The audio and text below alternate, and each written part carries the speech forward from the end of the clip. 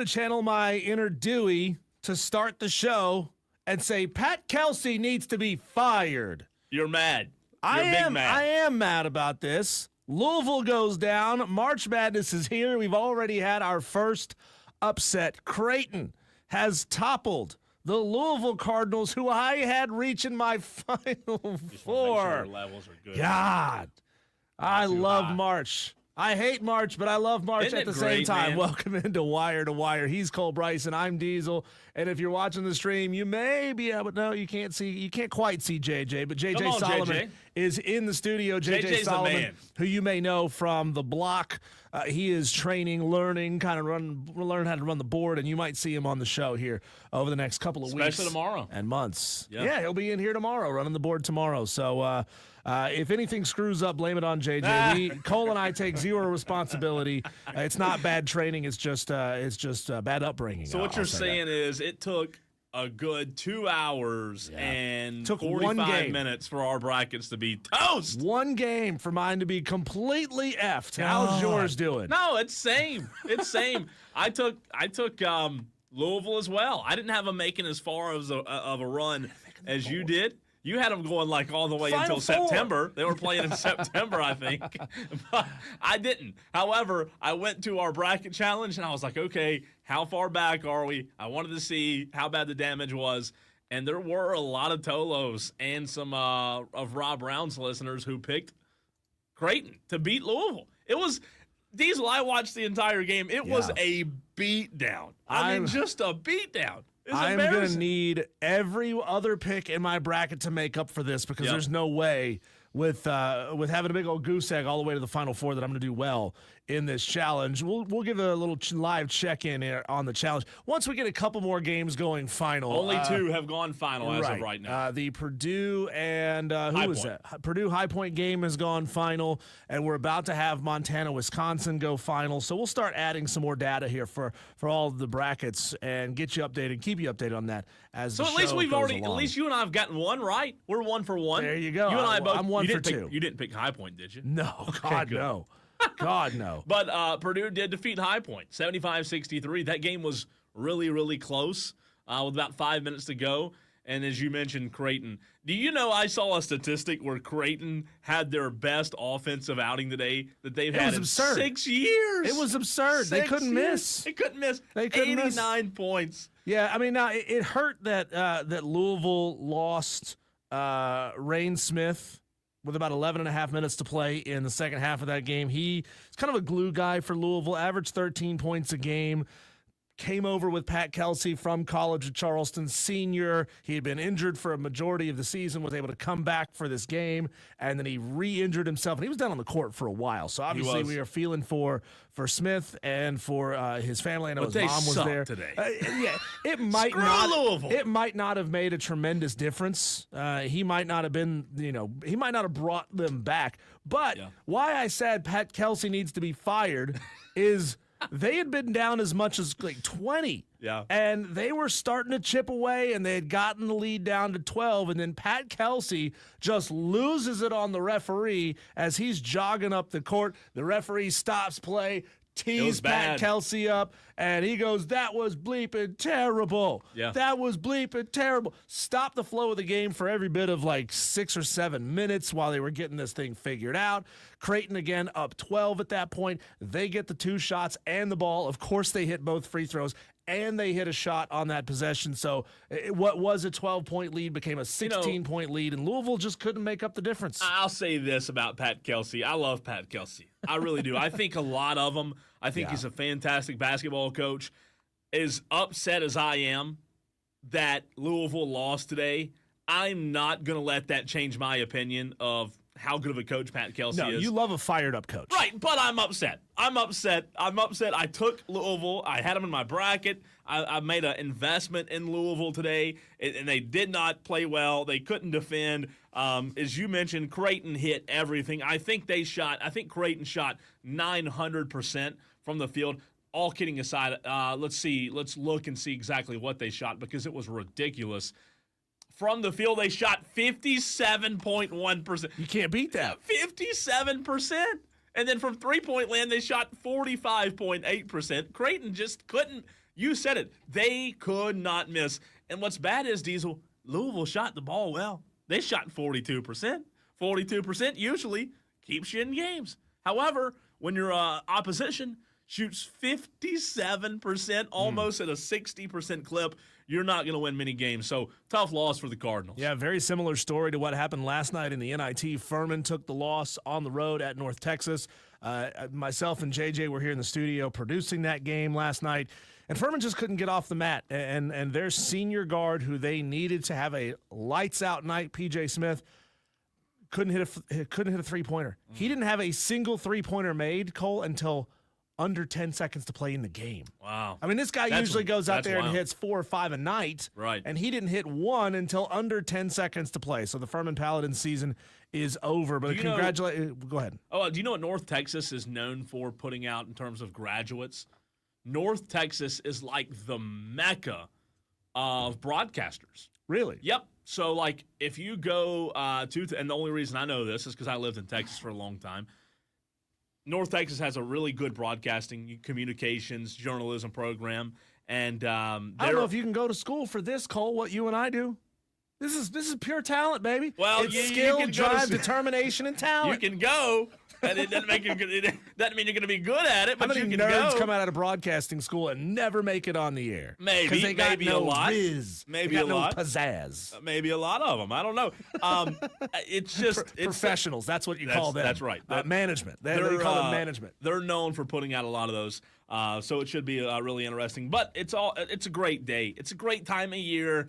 It's for sports fans. This is what you live for. These 2 days. I was at a local establishment watching a few games earlier, being upset about Louisville. It's awesome, man. It's what you live for in terms of sports. These 2 days combined, good luck trying to find a better sporting event. I mean, I know the Super Bowl is fantastic, but these 2 days, it's just hard to beat. Dan B is with me. He says first game in, I picked poorly. Yep. Damn Louisville. Yep. It's tough, but hey. Dan, we got time. You and me. I don't know how far you had Louisville going. You probably didn't have as far as having them go quite as far as me. These led them to the NBA championship in June. I had them raising the ultimate beating trophy. the Celtics. By the way, we had 122 total. 122 total. 122? Yeah. We were at like 80 by the end of the show yesterday. 122. Wednesday. How did that happen? Wow. 122. So let's rock. Let's rock. I am at 10 points. Now the leaders only have 20 points because there's not a lot of games to choose from right now. But I'm sitting at 10. We got a whole bunch of Tolos who have 20 points who have gotten both of these matchups final scores correct so far. But a huge congratulations goes out to Greg McDermott, head coach of Creighton. He's been there now for 15 years, Cole, and he has taken Creighton to a round of 64 win 5 straight years. When are people going to learn? Stop picking against Creighton because they are really good. By the way, where is Creighton? They're in right now. They're in the gym because they just the winner's circle is where they are. Finished the Blue Jays. Ohio. Nebraska. Omaha. Yeah, they're in Nebraska. So there you go. Greg McDermott, heck of a coach, man. You would think by now somebody would have thrown him a big old fat contract and he would be off to a bigger school, but he's been loyal to Creighton. He's been there 15 years. Shout out to ESPN. I don't know if this is a new feature. As soon as I say that, somebody will say, no, it's not a new feature. So such an idiot. How did you not know? Really? They have this free access of multi-game for a few minutes. Coverage by AT&T, but just from the ESPN app, you can watch several games. I know the March Madness app is probably the best option this time of year. But Tolos, let us know. We have several TVs here in the studio. Let us know what the best way is, how you're watching all the games, because as Diesel said, 2 have gone final. Is that right? Yeah, and we've got 1. Oh, my God. Have you looked at the Houston score lately? Houston is defeating SIU Edwardsville 52-24. I don't know that defeating is the right word. Okay, for you're that. right. Maybe decimating is maybe the right answer. Wisconsin game's over. Pummeling, that game's embarrassing. not really over. Wisconsin's beating Montana 72-57. So let's make sure I said that right. Only 2 have gone final. Auburn, Alabama State just tipped off. Houston, SIU, not much of a game. Montana, Wisconsin, not much. But 329, Diesel, the tip has moved for Clemson from 315 to 329. So we're about 20 minutes away from Clemson, and that's going to be a lot of fun. Oh, by the way, Grayson Mann, TigerNet.com, will be calling in for a quick 3 to 5 minute hit at halftime of the Clemson game. He is in Providence, and it's going to give us a few minutes during halftime, so we'll have a live update from you ever been to Providence, Diesel? I can tell you I don't think I have. I've been up north a couple of times, but I don't think I've been to Providence. So No, I've never been. I've been in New York City, and that's as far as we're I've going gone. to take all of you Tolos to Providence with us today as we'll be joined by Grayson Mann. But it's going to be a lot of fun. I mean, it's basketball heavy. We've got VCU, BYU at 4:05. That's the game that I'm looking forward to the most. I think that's going to be a really good game. Georgia Gonzaga, Diesel at 4:30, and then 6:50. Do you know who's at 6:50? I've got my lucky. 1 second. Uh-oh. What is he doing? Why are you taking your pants off, Cole? No, put it away. I've got my lucky boss bobblehead with me today. His name is Boss? Boss is. I didn't know his name was Boss. So at 6:50. Is it because French bulldogs are bossy as hell? Maybe so. Look at that. Is that not awesome? Wow. I got it yesterday. Shout out to G, who gave this How to about me at that? the live remote yesterday. So I've got my Lucky Charm Boss bobblehead. That's got an Ingles logo on it. It so does. shout out to does. Ingles for sponsoring that. Yeah. Wherever that thing came from, whether that might have been at the. He said they gave him out tournament. at the Furman Wofford game, the last game of the. Oh. Look at that, man. That's cool. That's I awesome. love Bobblehead Day. Bobblehead Day at the ballpark is the only time it's worth getting there early. So I've got Lucky Boss. That's cool. 650. Right now, Diesel, these guys are 18.5 point underdogs. Can I rub your lucky boss? Yeah, and you can pray, put your, whatever you do to bring good luck to your life. We need, your rituals. Yeah. Because we Burn some need incense. Yes. Light a cigar. Yes, Wofford Hey, today, baby. it worked for Pedro Serrano. Yeah. He lit a cigar for Joe Boo. at He that, gave him man. offerings of cigars and rum, So and it worked. we need all of the luck we can get at at 6:50 today. Wofford, for those of you in Spartanburg, I know we have a lot of Furman Paladin fans, and I'm sorry your season's, it's ended. But Diesel, is it okay? Is it okay for Furman fans now that their season's done to pull for Wofford tonight or no? Oh, hell no. You never, ever, ever, ever, ever pull for your rival under any circumstances. Even the SoCon, though. Never. Yeah. Never. Furman fans should be praying that Wofford gets beat down so badly that it makes their NIT first round loss man. not look so bad. Now, they're going to try. They're going to try and say, oh, we lost to North Texas by, what was the final spread on that game? Like 10 points, Furman 12 game? points? Something like that. I have the score here. I lost it. The final score of that game was 75-64. So they lost by 11 points to an American Athletic team. They need Tennessee to beat Wofford down by like 30 to have any room I don't want that whatsoever. to happen. And even then, it's so thin. I don't want that. It's I don't want so that. thin to I'm- have that, to listen, have any bragging rights whatsoever. I'm pulling for what would this be? Let's seriously think about it. Tonight it's a 15-2. 15-2. There's Would been a that- 16-1. There's been one.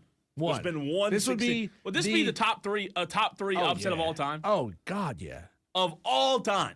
I mean, this would be You have to say so. huge. You'd Huge. have to say so. Now, I will say this. It's not going to happen. I Come love on. Wofford. Come on, you can't be over. Like, he's gonna hear you. Cover Boss is his gonna ear. hear you. It's not going to happen. I love Wofford.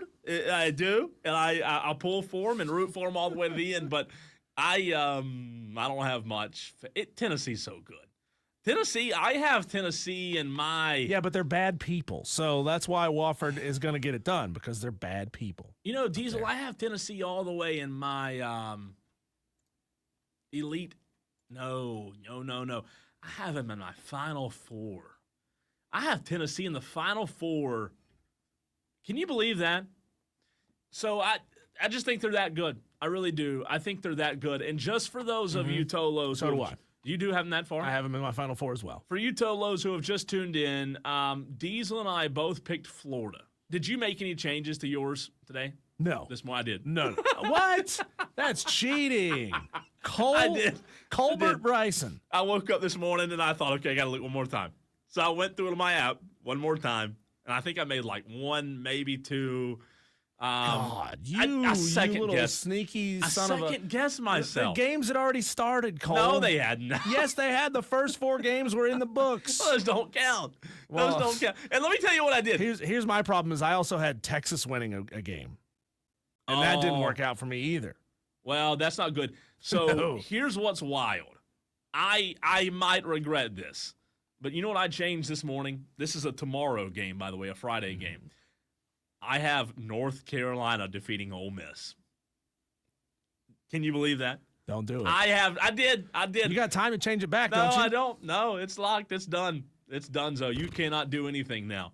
I mean, this thing's How locked about up. that? So, Tolos, if you're in our bracket challenge, congratulations. There is a large contingent, 122. That's awesome. Big. That is big. really good. We had a big number of upset picks last football season, a record number. So, looking for. Oh, look at this traitor. Look at this. I'm not acknowledging him. I'm not, because on his bracket challenge he has TRBS. I'll put his name on the screen, but I'm not going to acknowledge him. That traitor right there, Diesel. He put his bracket. There's only 2 games final, Kane. Like, this thing just started. I know, but I thought he would side with us. I thought he would side with us in the Tolos. Why would you think Benedict Arnold would sign with us? I know he has Armada in his name. It's been Armada I know. Elitist since day one, since he first came over here. That's pitiful. Yeah. Kane, we love you, but He's clearly a spy. He's is- obviously a spy because he's got Armada in his name. that's true. That's rough. Yeah, Hey, look, he says, I've been the Armada elitist the whole time. That's what I'm saying. He's behind enemy lines disappointed. right now. I'm disappointed. Great movie, by the way. Gene Hackman, which one? Owen Wilson, who still hasn't got his nose fixed. He's rich as hell. Get your nose fixed. Texter says, YouTube TV, you can watch 4 games at the same time. Yeah. Yep, that's the best part about YouTube TV. I did notice, Cole, that Max, which I think kind of brings together all the games that are on TNT, True TV, all that whole like family of networks.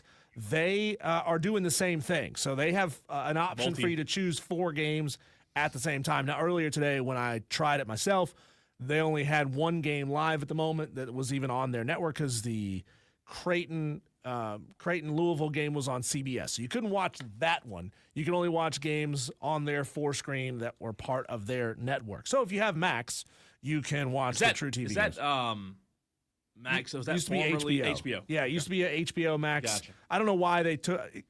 Nobody knows what the hell Max is anymore. Everybody knows what HBO is. Yeah. Nobody knows what Cinemax. Nobody even knows it as Cinemax anyway. When we were kids, we knew it as Skinemax because they showed the naughty movies late at night.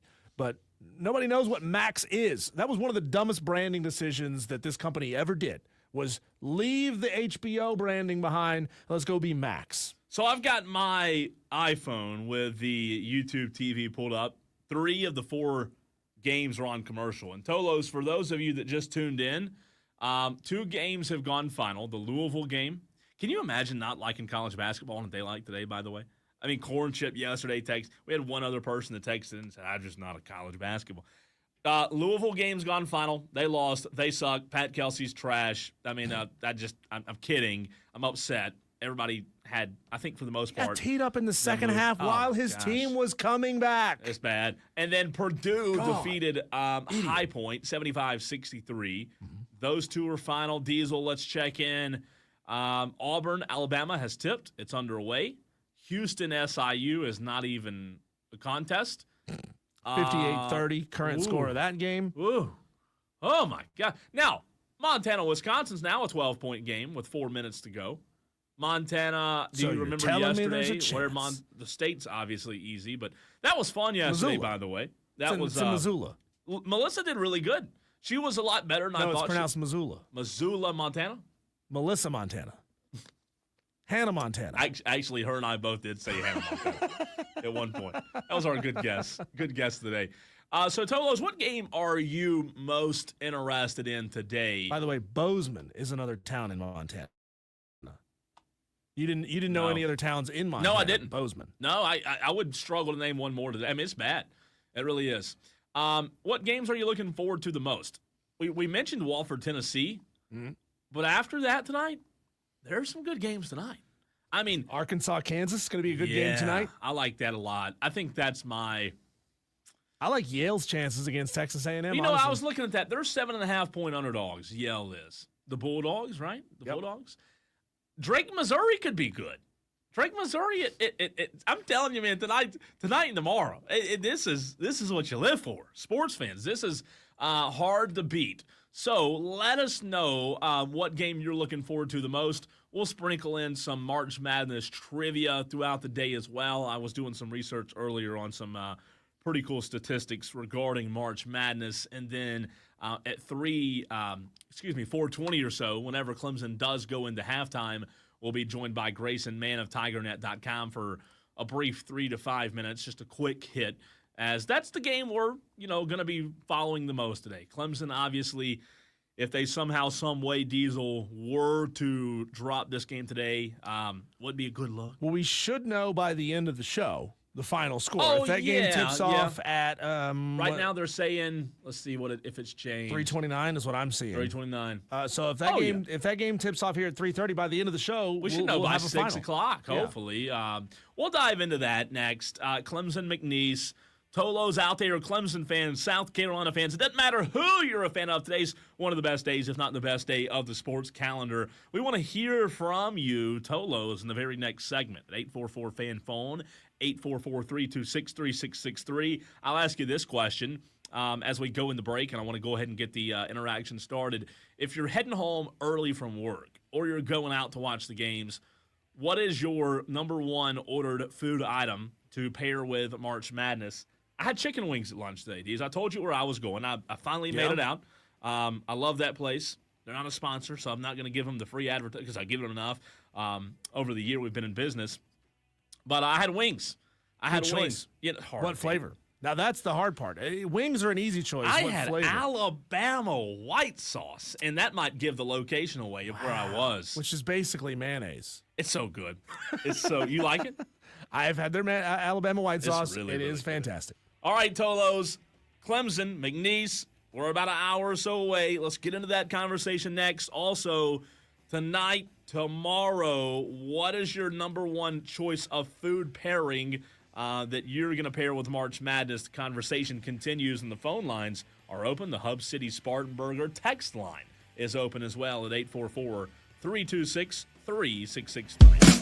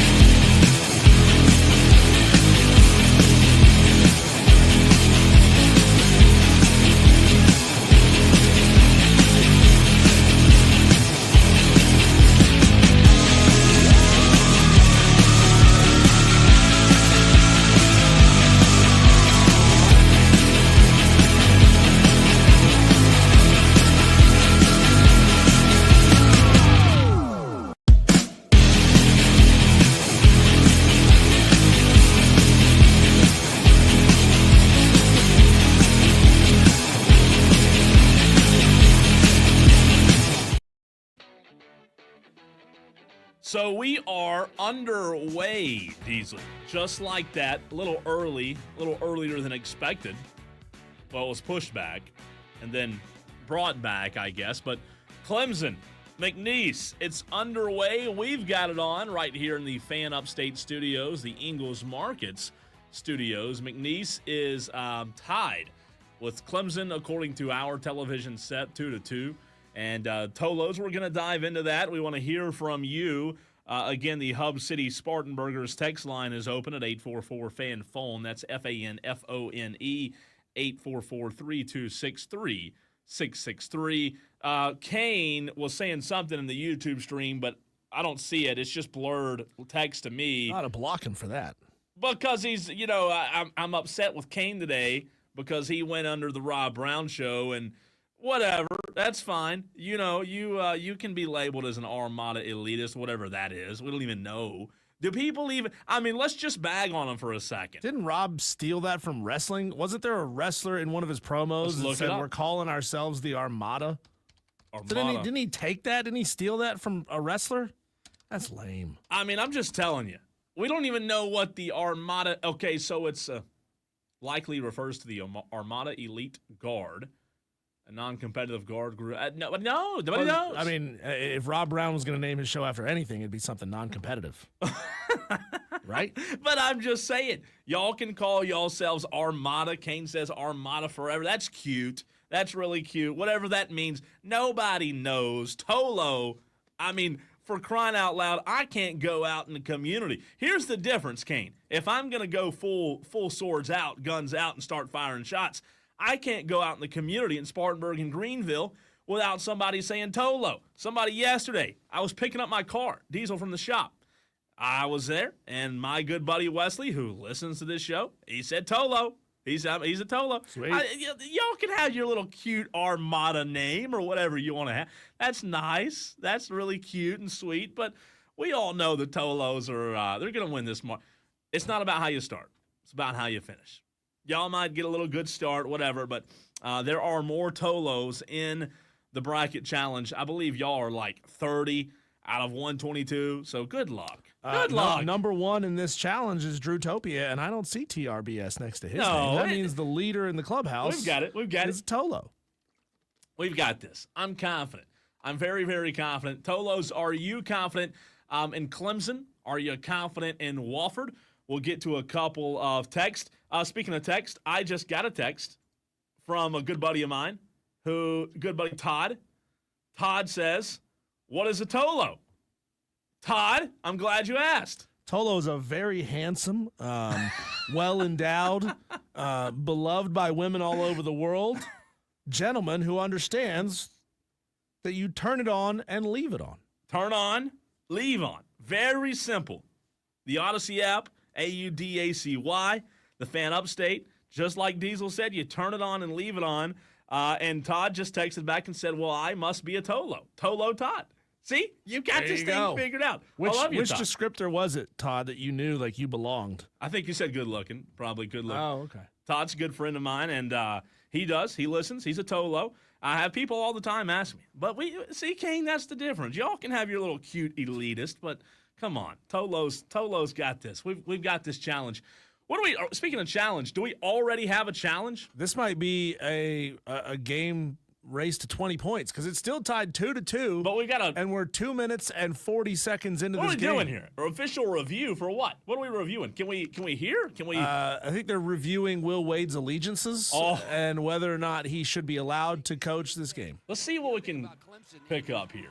They are one of the top offensive rebounding teams in the country by percent. Nothing on the broadcast in terms of what they're reviewing, but there's already 17 minutes and 20 seconds to go. Here we go. Common foul. Oh, it was maybe a flagrant? Well, it was ruled a common foul. Ruled a common foul. And you mentioned something that's Diesel dominating this game today. Yes, this could be a really good game. 12 McNeese, 5 Clemson. But what's interesting is I don't know, thinking back of my time following college basketball and loving the sport, of a time where I can think of a game where you have a graduate playing or coaching against his alma mater, rumored to maybe have been linked to that job if the current coach were to have left for Indiana. The current coach didn't leave for Indiana. He stayed. Instead, the guy who is coaching against his alma mater is now leaving for another job in the same conference, but he's still coaching it. I mean, what in the world? This sounds like some Alabama. I mean, this is crazy. This is wild. He's coaching. Sounds like an Alabama family tree where That's what I'm everybody's kind of saying. related. Now everybody's related. Nobody knows what's going on. So he's coaching McNeese right now. Brings to mind that song, I'm My Own Grandpa. Diesel, from the time, let's say, for example, and this is what I don't know. Let's say McNeese loses today. From the time the clock hits zero. When the clock hits zero, is he done? I mean, is he no longer the McNeese coach? Does he even go into the locker room after the game to talk to his team, or does he walk straight off the court, put on a red pullover, and head to Raleigh? NC State obviously didn't have a good year, right?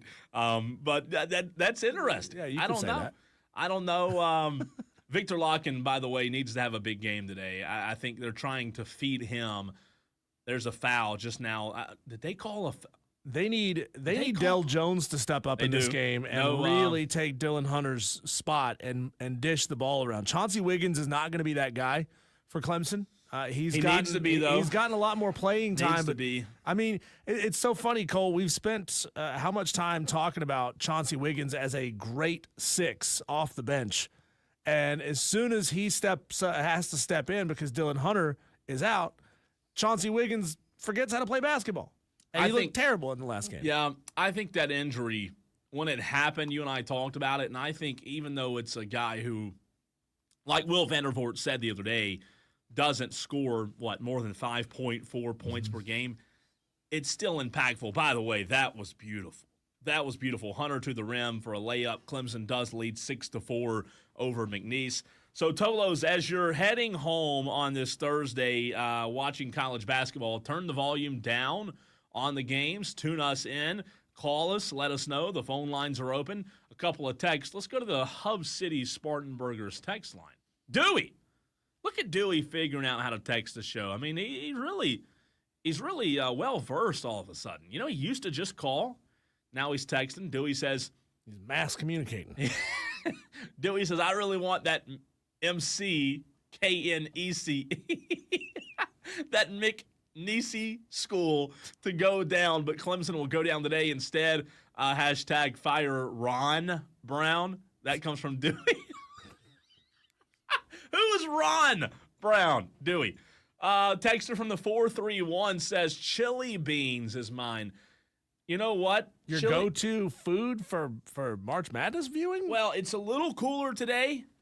I would say it's 66 degrees. Yeah, it might be too. Is it too? What is the? I love chili beans, by the way. But at what point does it become too warm for chili beans to be a weekly dish? Just to eat chili? What temperature is too warm?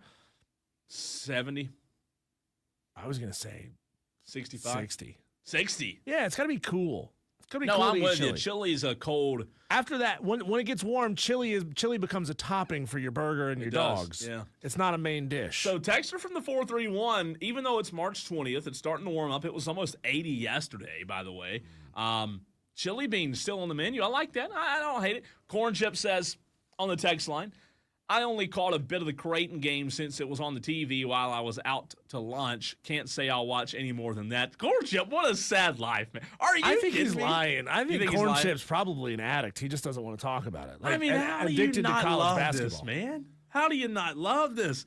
I don't understand it whatsoever. A quick update. Let's look. Houston, SIU, Edwardsville is ugly. 66-31. That game, even though it's not over, it's over. What game do you think will be closer? Final score: Houston, SIU, Edwardsville, or Tennessee, Wofford? I would go Tennessee, Wofford. I mean, this Houston game, they might win by 50. And I kind of felt that same way. I thought Creighton might beat Louisville by 40. Here's a bet you need to find out if you can take, Cole. Will SIU Edwardsville score 40 points in this game? They got 31 right now. It'd be a stretch. They got 31 There's 9 now. minutes to go. Yeah, I don't know if I'd take the bet at 40. I don't know if I take the under on that, but maybe at 45. Oh boy, that's rough. 14 points with 9 minutes to play. That might be a bet might worth be a taking. A little live look in. Alabama State playing Auburn tough. Current score 28-24. Yeah. Auburn leads. That's a Good. 16-1 matchup.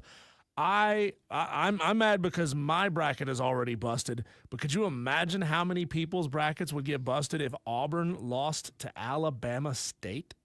Would be. I think I would love it. Let me tell you what I do. I would love it because I had Auburn losing to Louisville.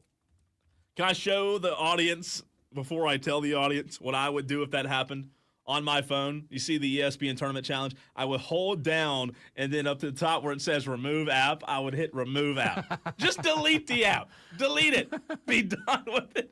Just forget March Madness. If Auburn loses today, every bracket's done. I would love it. After all season, all we heard was Johanny Broome. He's so good. Bruce Pearl, just blah, blah, blah, blah. Shut up about it. All right, so now 3 games have gone final. Wisconsin did defeat Montana 85-66. Here's one thing I always like doing to kind of keep track of.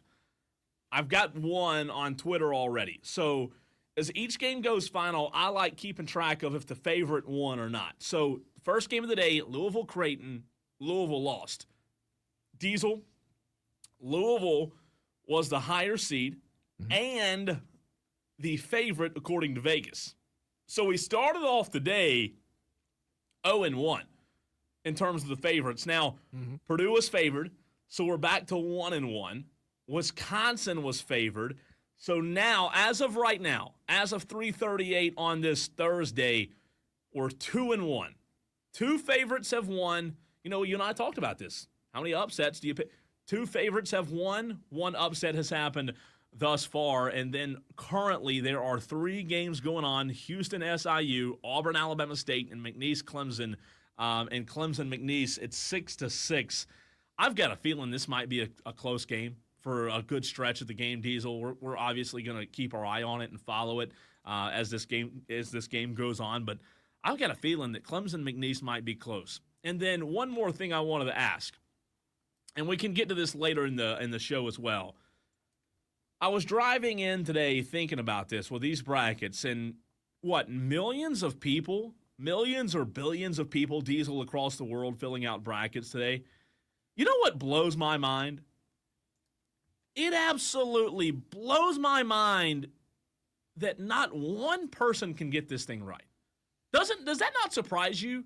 You would think somebody would just luck out and find it. But it's like trying to pick lottery numbers. But how is it's impossible. It that difficult when there's only like my brain, as small as it is, I'm thinking, okay, there's only 64 odd teams. You mean to tell me in the history of the tournament, not one time somebody can pick 64 games or whatever? It just blows my mind that it's never been done. Well, I guess it never will be, but I just thought at some points, I mean.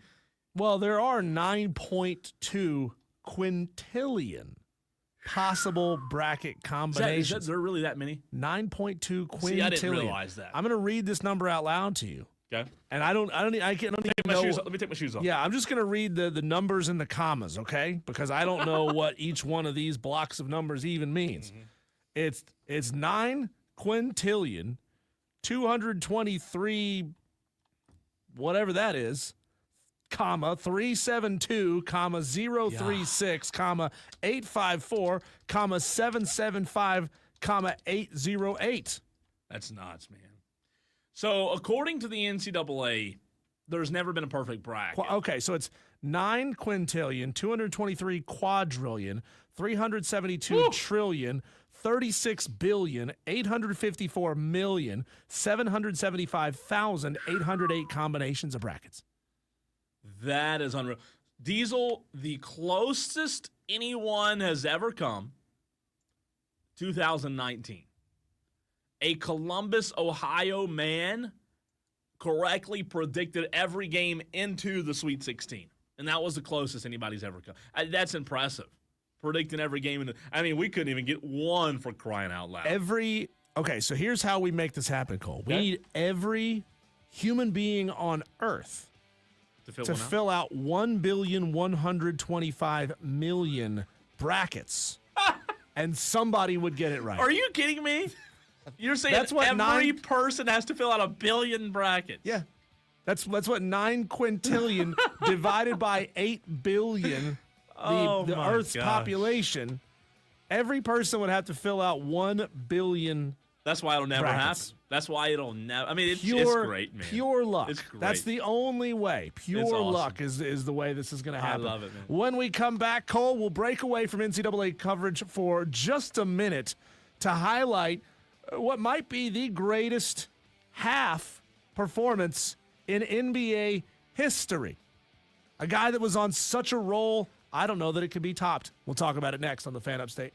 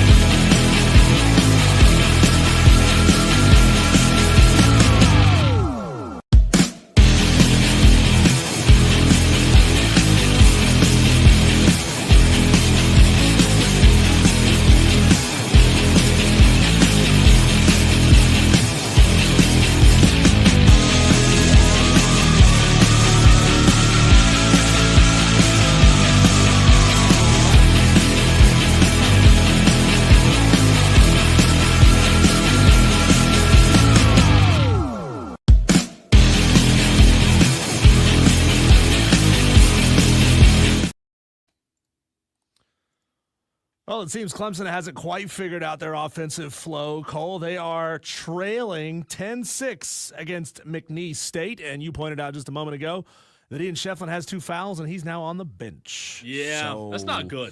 I mean, it's a long way to go. We're at the 12:06 mark in the first half of this game. We'll see how it plays out. But we'll stay on the hardwood, just going over to the NBA level, Cole, where I don't even know if I could say this guy's name. Mamukil Leishvili? Mamuk. I know they just call him Mamuk. Mamuk is all anybody knows, yeah. Mamuk is an NBA center who just made NBA history by scoring the most points, a career high of 34 points in a game when playing fewer than 20 minutes since 1951, 1952, when minutes played became official. Ooh, and it's Spurs, right? Yes, he is San a San Antonio. Antonio Spur. So it's pronounced Mamu Kelashvili. And if you say that fast, I guess it comes out as Mamu Kelashvili. And I just literally Googled it, right, in terms of the pronunciation. I think it's pronounced Mama said. Yeah. Mama said lives like a box of chocolate. So, again, this was, I'm reading on this now. I'm reading up on a career high, 34. 34 in 19 minutes on the court. He was Pretty good. He said in his post-game interview on the court, "I've been waiting for this day for a long time. I just can't explain how I feel right now." And I'm saying it in my accent. I don't even know where he's from. I feel like I'm in a dream. I manifested and prayed for it. I just waited for this day. I really had an out-of-body experience for a little bit there. I was like, is this really happening? I mean, I don't know that I've ever been in a zone like that in my life. I remember one time, Cole, and I'm not a quality basketball player. Clearly, I'm here talking into a microphone, not playing in the NBA alongside LeBron James. You had a chance, though. But I You did have a played, chance, yeah. I remember one middle school basketball game, where I couldn't miss in a recess pickup game. And I remember somebody saying, "Look out for that dude. He's a shooter." And you felt good, didn't you? I felt good. That might be the best I've ever felt in my life. Did they raise the goal back up afterwards? By the way, I was watching a clip of a halftime show last night in one of the games last night. I think it might have been the Furman game. And they brought out one of those little Tykes basketball goals. Oh, yeah. And they had 3 kids doing a slam dunk contest on the court. And the first kid missed his slam dunk on a Lil Tykes goal. Woo. And he's just standing there like, "Oh, man. Bad day. That's a bad day. missed my shot." And the kid after him does a bank to himself off the backboard, 2-handed slam. And then after him was a little girl. And she did made it? her dunk. The first kid missed his dunk, and he's like, "Man, this sucks." Here was the audio you were referencing from Mamu when he found out he was the first to ever score 34 under 20.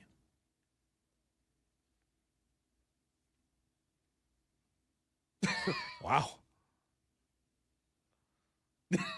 He asked, "Am I officially a scorer now?" Right? That's not what he's. But you know what? That's pretty impressive. Think about that. The first ever to score 34 and under 20. Sandro Mamukshvili. Is that right? Sounds good. Mamukilashvili.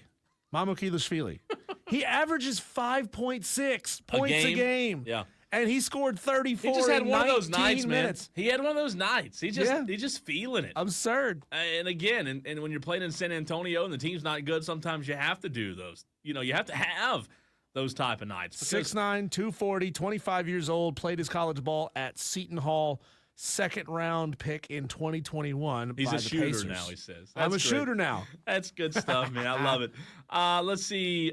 Brother Contreras watching in the YouTube stream. A true Tolo, by the way. A true Tolo from New York.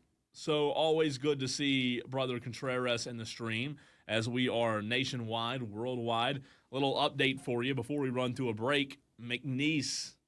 Diesel, look at this. McNeese leads Clemson 14-8 Is no Shefflin on the court? Are they going to revoke Brad Brownell's contract extension if he loses? Yeah, about that, Brad. So I was joking about that yesterday, you guys. I wasn't serious. Yeah, I joked. Would this be a bigger egg on Clemson's face? You were joking, and if they were to early. lose a first-round game to McNeese State, to a coach that's leaving to go coach in your own conference, should they revoke that new contract extension? Yeah, and they look just at 'em turned the now. ball over too. Clemson 16-8. turned the ball over. 16-8. What's the time? 9.5. 9.5. We'll see. It's still early. Still a lot of basketball way to to go. play. We'll keep you updated on it as we are live on air right here. He's Diesel. I'm Cole Bryson. We're going to get back into college basketball, have some fun facts for you in the next segment. Also, Diesel, coming up next, I did something today that I am pretty sure was only the third time I've ever done in my entire life. Third time. Touched a girl's, you know what? No, I didn't talk to a girl for the third Touched time. a boobie for the first No, time? talk to a girl for the third time. Nothing with women. Nothing with dating. Nothing. You'd be. I think it was like the third or fourth time I did this. It's like, oh, I date. Are you, as a man, ashamed to say that you have done this? If you've done this, what I did today, I'll get into that next.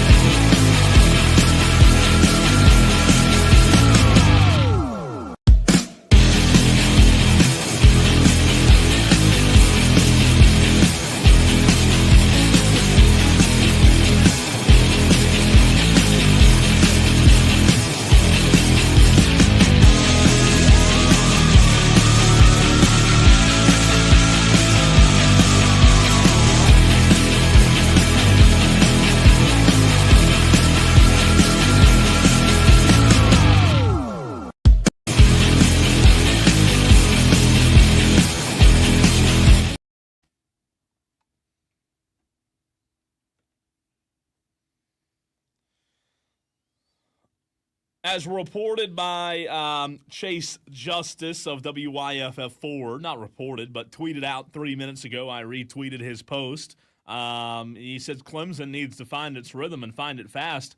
As of 3 minutes ago, McNeese was on a 14-2 run, and the Tigers were shooting just 3 of 14 from the field. Diesel right now, a missed shot from the Tigers, or McNeese rather.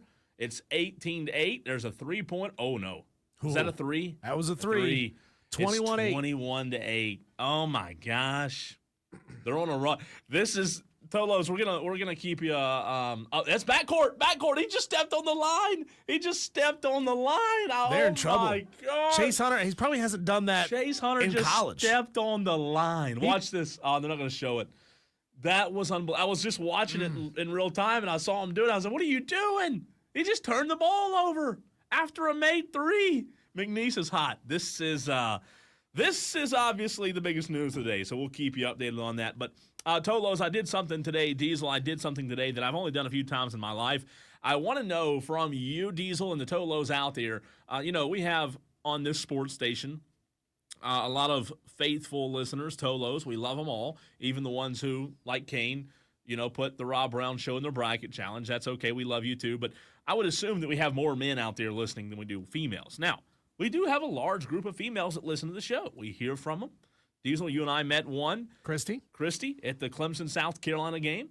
They call in. We have females that listen. We love them. Tiger Pal Rachel, right? Yep. A good contingent. But I did something today that I want to know if most men are okay admitting they did. I am very comfortable in who I am and my masculinity. I don't care. I'll tell you what I did. I did do it out of necessity, though. But, Diesel, I want to know from the Tolos and you, if you are okay admitting as a man that you have had a pedicure. A pedicure. And I know everybody out there there were 19 wrecks on, Woodruff Road just now, men driving off the road thinking, no, I would never openly admit that I had a pedicure. However, for whatever reason, 3 or 4 times in my life have had the worst ingrown toenail that you've had. Oh, it's gross. That's gross. Diesel, do you know? I mean, I don't know if you've ever had one.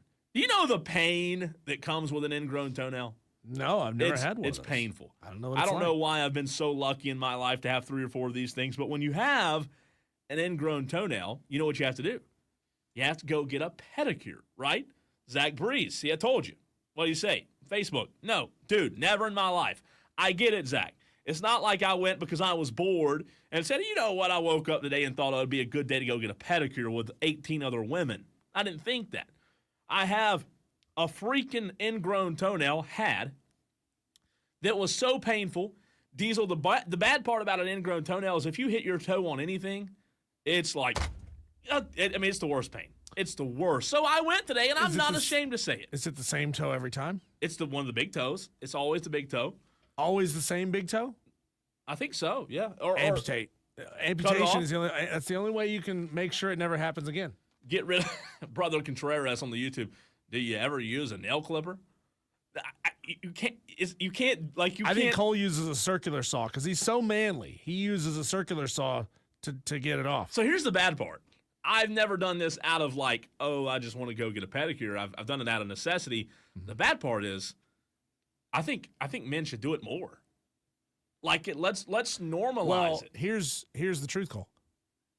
I too have had a pedicure. Okay, and I just one. Loved it. But what's wrong with having clean feet? Nothing is wrong with clean feet. Here's the truth. Here's how we need to fix this.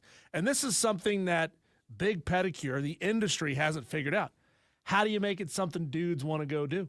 Oh, I thought about that today. You know how my brain thinks. I mean, I don't want to go to some frou-frou girly hair cutting place to get my hair cut. I want to go to a place that makes me feel like a man. Sure. Some place that's got sports stuff on the walls or car parts or whatever. They sell cold beer or have deer hanging from the wall, right? Now I've been ruined for that. It's like having heated seats in your car for the first time. Once you have it, you can't not have it. You need it forever. Yeah. So once you go to a barbershop, that gives you a cold beer when you get there while you're waiting, you never want to go to another barbershop that doesn't give you a cold beer. And I know, you just expect it now. It's part of the experience. Look, I'm already getting a lot of flack for this on the text line in the stream. Texter from the 809 couldn't type no fast enough. I just take the pain. Why? Why would you rather take the pain rather than spending $35 and going and getting it taken care of? Yeah. Now, it hurts a little bit when the wonderful lady is sitting there, getting the toenail that's ingrown into your skin. I think this texter's afraid, honestly. He's afraid of having someone else touch his feet. I just think that, you know me, Diesel. I'm a manly man, I guess they say, right? I hunt, I fish, I love the outdoors. I don't have a problem saying I went and got a pedicure today. He loves Barbra Streisand too. What's the issue? What's the issue saying, I went and got a pedicure? Because I would argue that 90% of men would never admit to it. Imagine for a moment, Cole, combination gun store and male pedicure place. I was thinking today, bro. I was thinking, you know, do it at Home Depot. Get it done at Home Depot. No? Home Depot. So here's my thought behind it. I don't play video games. Mm-hmm. However, I was sitting there today thinking the same thing because my brain's always thinking like that. How could this turn into a man? I mean, you're sitting there for 30 minutes. What about a video game? Take your PSP while you're doing it. Or TVs, right? TVs hanging above you. Showing March Madness. Come on. I don't think the Vietnamese care about March Madness. Well, they don't have to care about it. They just need to pay the bill so that it shows up on the TVs. Come on. But I did. I went and I got a pedicure, and I'm not afraid to say it. I'm really not. What if it wasn't a Vietnamese person? What if it was a cute blonde with double Ds? Well, doing the pedicure. There might be a lot more men go get pedicures. Exactly. Guys, we got to start thinking with our heads. Can other people give pedicures, though, that aren't Vietnamese? Is that possible? Is that like a thing? I don't know. It's cultural at this point. I don't know what it is. Because I think it's because nobody really says, you know what, I'm going to go out and get Vietnamese food. There's no market for Vietnamese restaurants. There's no market for Laotian restaurants. There's markets for Japanese and Chinese and Korean restaurants. Yeah, outside of that, Mexican restaurants. But I'm talking about Asian foods. Oh yeah. It's incredible. It's almost always Asian ladies doing the pedicures. It is. So those countries, they don't have restaurants. Their families don't come to America and start restaurants. They come here and they work on people's stinky feet. Zach, Brother Contreras, Fagora Tom in the stream, all going at it. Eric Hines on the text line. Eric Hines on the Hub City Spartanburgers text line says there is a men's only pedicure place in Spartanburg. What? I did not know that, Eric. Hines. Give us the name. We won't say it on the air, but we will try our damnedest to make them a sponsor of this show, and we will go there and get pedicures live on the air. I don't know about that now. Come on, Cole. You said you like them. Make it number 4. It was interesting. So it was funny. When I went in today, my right toe, the big toe, that had the ingrown toenail. I know this is wonderful. Everybody wants to know about this, but now I'm picturing it. I don't like it. It was very painful. I walk in and the Vietnamese guy, he immediately made it better. So there were a ton of women in there today, right? Which I don't have a problem with. Oh, your foot really bad. No, you know what he said? He said, "What color?" So it was an immediate. Now we need to know, what color did you get? No color. Oh, come on. I got the ingrown toenail removed successfully, on. and now That's lame. And now the best part is my feet look good. I don't know if my feet have ever looked this Is good. that why you're walking around with no shoes on? No, I'm wearing Hey Dudes. And, I just slip them on and off. But it's one of those things, man. It's just men do it. They're not proud of it. They don't want to boast about it. But you can be comfortable enough to say, you know what, we'll admit to it. Brother Contreras says, try being manly for once. Well, you know that we have a weight problem in this country. And we do. If any of our tolos are of the larger, more rotund persuasion, you understand that it's difficult to cut your toenails. You got to put your body into kind of an awkward spot to cut your toenails. You got to no matter how your you leg, do it. yeah. Whether you cross it over your knee, whether you prop it up on the toilet seat, whatever you do, it's awkward. And if you got a big old belly there, some people might not even be able to reach it. So This is a good solution. I'm telling you, man. Eric Hines has given us the name of the place. I'm going to call our go-to salesperson in the commercial break and say, please, let's get this establishment on the show as a place that we can endorse. By the way, score update for you: McNeese 25, Clemson 11, 2:40 to go. Yeah, not good. In the first half. I'd be willing to bet, Cole, without doing some research here, we can do it in the break. If they don't score again before halftime, this may be their lowest offensive output in any half all season long. Yeah, I would This be is willing to bad. bet that they have not went into halftime under. We'll do the research during the break because it's a good. And we're going to talk to Grayson, man of TigerNet. I don't know how that conversation will go. Obviously, Tiger's a little bit stunned right now, as you said, 25-11. Tigers just missed another shot. It is now 2 minutes. Let's see what they're shooting from the floor. Clemson averages 36 points per half Wow. in the first half. Well, let's see. From the floor, Clemson is And they're sitting at 11 now. they're 4 of 20, which is a whopping 20%. Yowza. McNeese is shooting 41%. Clemson shooting 20 from three-point land. Clemson is shooting 8.3%. They're getting out rebounded. They have 1 assist.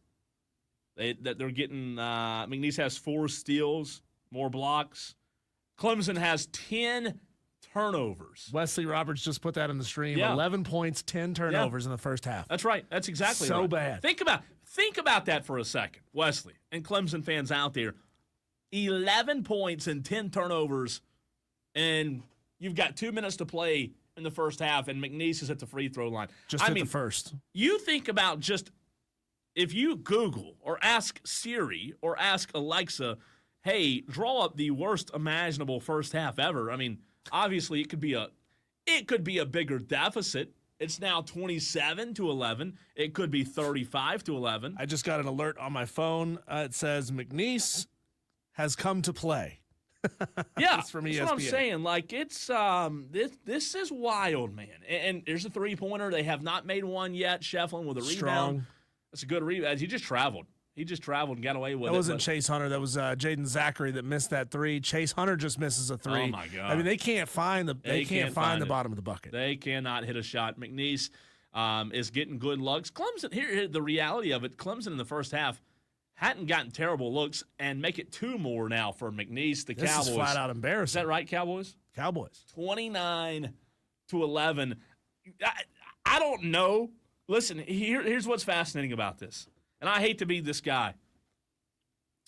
This has been one of the best seasons for Clemson basketball in a long, long time. I mean, one of the best seasons. And Diesel, if Clemson loses this game today and continues to be this poor offensively, this season's just going to be. I mean, how do you look? If you are a Clemson fan, what is this season to you? Yeah, it was a great regular season, but if you just go get It's a failure. ramrodded by McNeese, it's a failure plus failure. I mean, it is a epic failure if you lose this game today. You got embarrassed in the NCAA tournament. You got embarrassed in the ACC tournament when you were expected Oh, to my probably gosh. go win the thing. I finally scored, by the way. Finally, yeah, 29-13 with a minute to play in the first half. And look, here's the reality. It's 29-13, Diesel, but it feels like 50-13. I mean, Clemson's fortunate. This is only a 16-point game. I mean, it feels like watching it that it should be a 30-point game. So this is absolutely wild. Again, this is what makes March Madness so great. Another bucket from the Cowboys. Now it's 31-13. So all of a sudden, you're talking about an 18-point advantage for McNeese.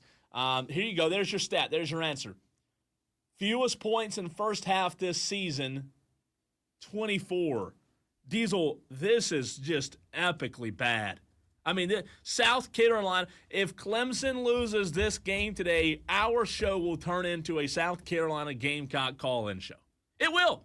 This will turn in today to a Gamecock call. I know Todd Ellis and those guys do, and Derek Scott, they all do Gamecock calls. This show will turn into Gamecock calls today if Clemson loses. South Carolina fans will call in from everywhere They're already texting in. Mike Jones, God, good, I hope they lose. JB says, what the heck is Clemson doing? Genuine question. If South Carolina didn't even make the NIT, do they have any room to trash talk Clemson? Oh, absolutely they do.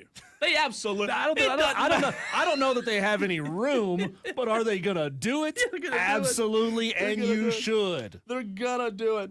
All right, I'm texting Grayson Mann and Diesel. Can you let's see, how many other games? So only 4 games have still gone final. Is that right? I'm going to text Grayson Mann.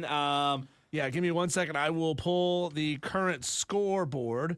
Houston did let's go see. final, only 4. Obviously, we know Creighton defeated Louisville 89-75. Purdue defeated High Point 75-63. Wisconsin beat Montana 85-66. Houston just absolutely murdered SIU Edwardsville 78-40. Of the live scores at the moment, again, halftime, just went to halftime. McNeese 31, Clemson 13. Auburn leads Alabama State by 10 at halftime, 41-31, and just underway at about the 15-minute mark in the first half. VCU leads BYU 8-6. T. Swizzle not happy with Brownell. PP on Brad Brownell. PP on BB. I didn't say that. I didn't want to say it on the.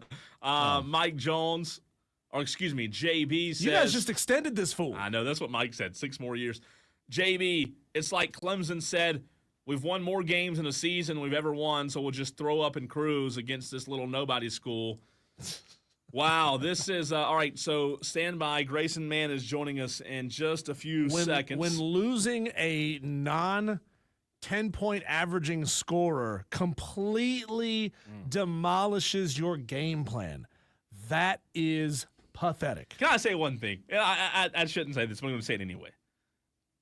This is what happens. You know what? I'm not going to say it. Let me wait until the game goes final. And Diesel, let me warn you and the Tolos, if this game goes final and Clemson loses today, I'm going to be Mr. I told you so when it comes to some other media that cover this team. I am. And I hate to be that guy. I hate to be Mr. I told you so, but I did this when South Carolina and Clemson played in football.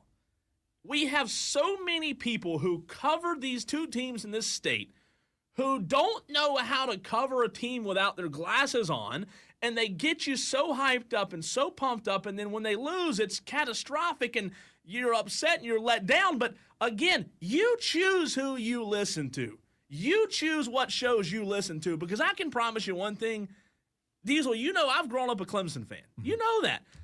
You're not going to get this BS, hey, come wear your orange-colored glasses and me tell you how great this team is for 6 weeks going into the postseason. I have told you for 6 weeks that Clemson has no depth. If you want to go to listen to other places and other outlets, you can. They'll tell you Clemson's the best thing in the world, and then you'll be upset and let down and disappointed. But I'm just telling you, man, you've got to be careful who you listen to. I mean, you've got to take the orange-colored glasses off, man. It's frustrating. You know what I mean? You know what I'm saying? Didn't you tell me last year after Clemson made their Elite Eight run that I had no more room to bash on Brad Brownell? Yes.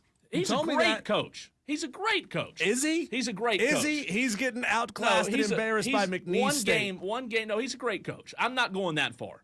He is a great coach. But I'm frustrated with people who have a voice, who act like they're the best team in the world. People who only use their voice to gas up the team instead and they of coming with some semblance of realism. They're not objective. I've said Clemson has no depth, and it could be a concern. I've said that for like a month now.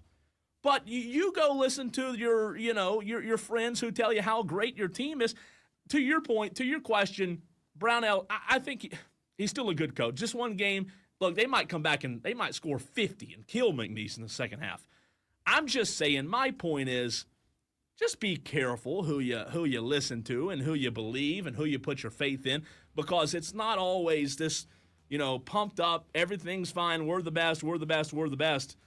It's you got to be careful. We're going to run to a break. Just want to remind you, by the way, that SIU Edwardsville, as bad as they got beat down, they almost got doubled up by Houston. They scored 24 points on a 1 seed, Houston, in their game. Clemson managed just 13 points against a 12 seed in this game. All right, Grayson Mann's on the stream.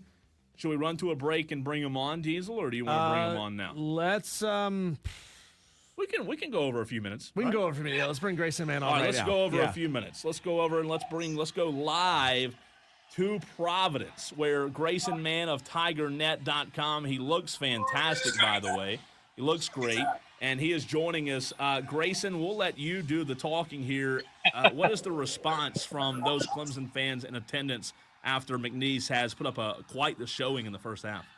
Oh my goodness. Y'all can hear me, right? Just wanted to make sure. Loud and Okay, clear. perfect. Awesome. So, yeah, I mean, to say the least, that's probably the word that I keep hearing is nightmarish for the Tigers. You start 5 of 24 from the field. You have double-digit turnovers before the half even starts. I think for this group, there's a lot that they need to regroup with. They're going to have their work cut out for them in the second half, to say the least. Not the ideal shooting thing. You sort of felt like the variance would regress to the mean positively, but this group just looks all out of sorts. There's no real other way to say it than this just looks like an early exit for the Tigers, barring some miracle. Grayson, have you ever seen Brad Brownell have to coach out of a hole? Anything even remotely resembling this? Because this isn't even a hole. This is like that prison from the Batman movie where no one ever escapes. It feels like that. It feels like sort of that like movie situation where the clock is ticking and you're having to dig out of a hole or you're trying to cut off a wire of a bomb. But the bomb's already exploded in their face, to say the least. And so with this group, it really feels like the Dylan Hunter injury. This is the time where you need someone like that to stabilize things, to run the offense the way it's supposed to be run. But I genuinely think, guys, they're getting good looks from three-point land. They just can't get them to fall. I believe they're 1 of 11, 1 of 10, something pretty egregious from that line. This just feels like this group's confidence is completely shot. And Brownell's been rotating in Miles Foster, Christian Reeves, trying to get something to click. And so far, McNeese is just dominating on that front. Who do you think, Grayson, by the way, Grayson Mann, TigerNet, hopping on for a quick hit. He's in Providence during halftime. Who do you think needs to be the guy to get this team going in the second half? I think it's got to start with your best player in Chase Hunter, someone that McNeese is swarming. So it could be Chase Hunter, but I'm also looking at someone like Victor Locken to try to get through the post, try to get something going, because Will Wade talked about this in the pregame yesterday, is that's going to be where Clemson's strength is. They're huge inside, and it feels like that zone that they threw out to start really threw Clemson off. And so Victor's out of foul trouble. Ian Sheffield does have 2, so you do have to watch that, but they're going to really have to have some sort of action at the beginning of this game to try to get things rolling.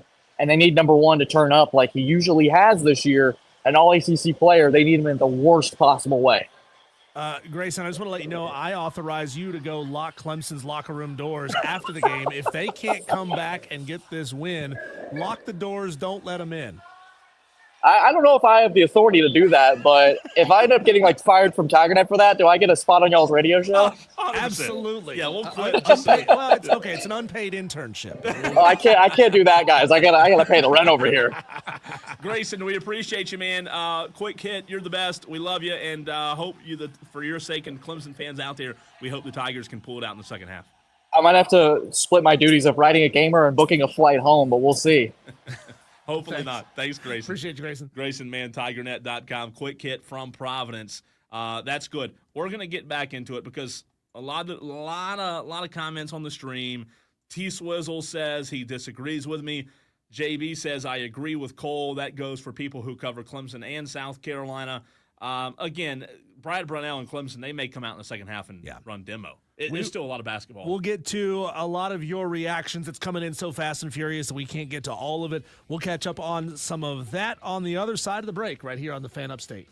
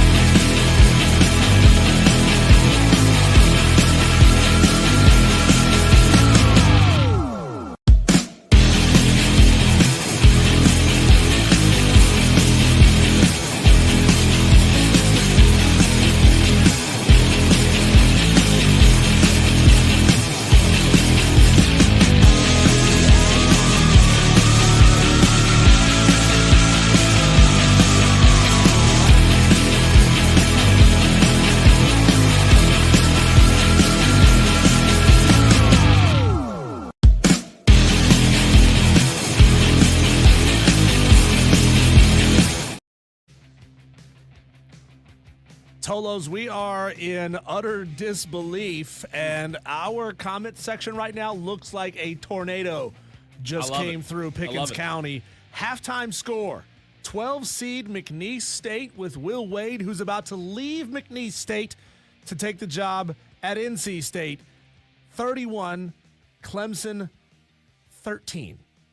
Text line, we got some good 31-13. text, some good So messages many good on the texts. stream. You want the stream? You We'll, wanna go we'll to get the to those stream? here in just a second. Okay. I want to run through this box score here for you. What box score? I know. I get that. It's empty. No, T Swizzle commented a while ago, take Wiggins, TF out. Well, T Swizzle, I hate to tell you, Chauncey Wiggins is the only Tiger that's hit a three-pointer this whole game. The team is 1 for 15 from three. Chauncey Wiggins has hit the only three-pointer. Victor Locken has 4 points at halftime. Jaden Zachary has 4 points. Del Jones off the bench has 2 points. Chauncey Wiggins has 3.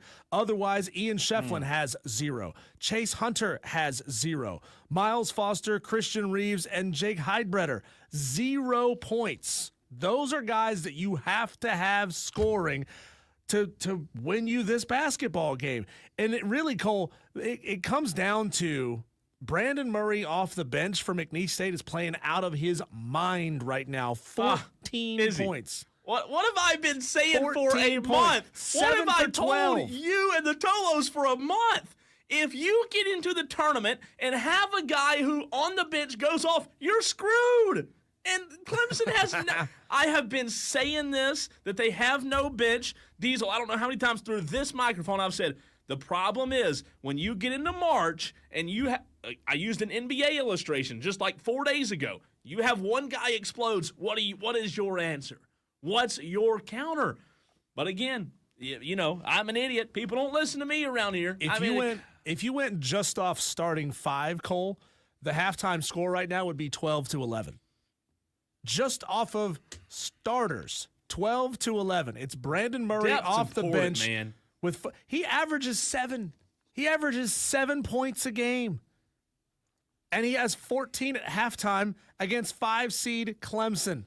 Clemson's about to become a statistic, Cole. I mean, we brought the stat yesterday. 35% of the time since 1985, 35% of the time, a 12 seed knocks off a 5. Which is That is a lot. Terrifying. It is. Terrifying. And I don't know if we'll get it, but hopefully we'll have live audio here shortly of one of the coaches. They usually interview him coming back on the floor. So whenever they do, we'll try to cut to that audio. But this is huge, man. Tolos, how far did you have? Be honest with us, okay? Be honest with it. How far did you have Clemson going in your brackets? Is this going to completely bust yours all to hell? I had him losing to Houston. I did too. I think I had you- them yeah. making the round of the Sweet 16, losing to Houston. All right, you take the stream. I'll take the text line, and we get caught up on some of this reaction. Good stuff. On the text line, texter from the 344 says, did someone forget to tell Clemson they had a game today? That's a good text. 820. Let me make sure I can read this. Not going to read that one. Go One texter, Cole, I love it. You're right. Go Cox. I'm glad you call it down the middle.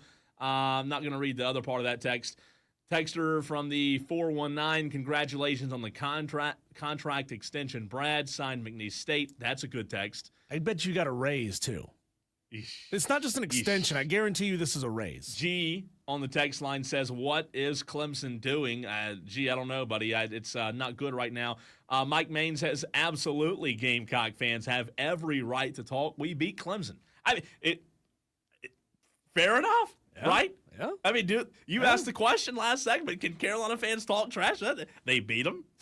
No, they're not in the playoffs, but you know what? They did beat them. So, Tolos, let's continue the interaction at 844 fan phone. It's now the Hub City Spartanburgers text line. JB on the stream says 31-13. Sounds like a football blowout, not a halftime score at a college basketball game. Let's see here. Who else? Who else has something to say here? Who's going to underperform more, the ACC or the SEC? Says Z Fink on So the far, text the line. ACC, have they showed up? I mean, Louisville didn't show up. Clemson didn't show up. that's only 2, right? Yeah. And again, for the Tolos that just tuned in, 4 games have gone final. Houston beat SIU. Edwardsville, Wisconsin beat Montana. Purdue beat High Point. and Creighton beat Louisville. Ooh. There are 3 games happening right now, Clemson being one of them. JB had Clemson losing to Houston in the Sweet 16. Scotty from BMW says he had Clemson in his Final Four. Whew. That's big. We had Clark audio. Kellogg did.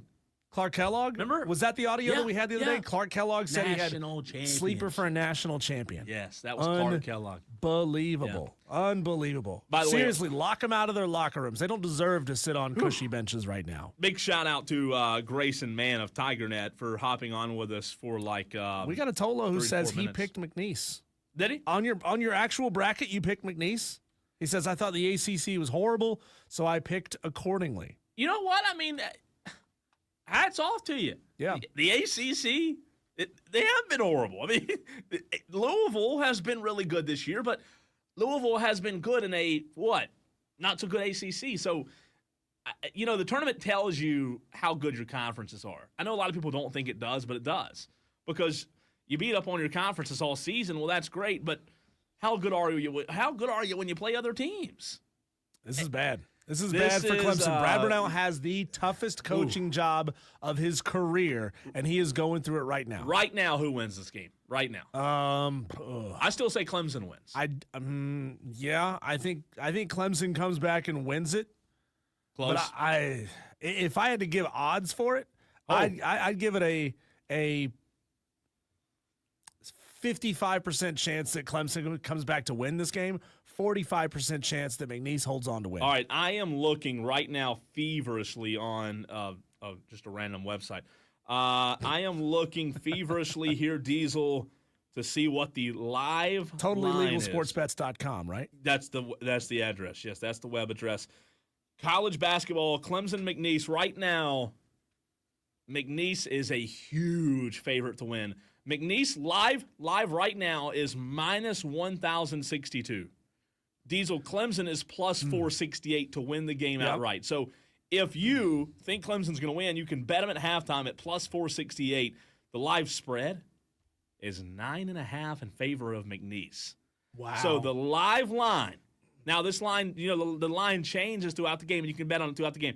The live line, as of right now, McNeese State is favored over Clemson by 9.5 points. That's the live line. According to the ESPN game tracker, McNeese State currently holds a 93.6% chance to win this ball game. 93.6. So, Cole, I don't know if you've heard about this, and we'll get back into this coverage as this game is just about to get back underway for the second half.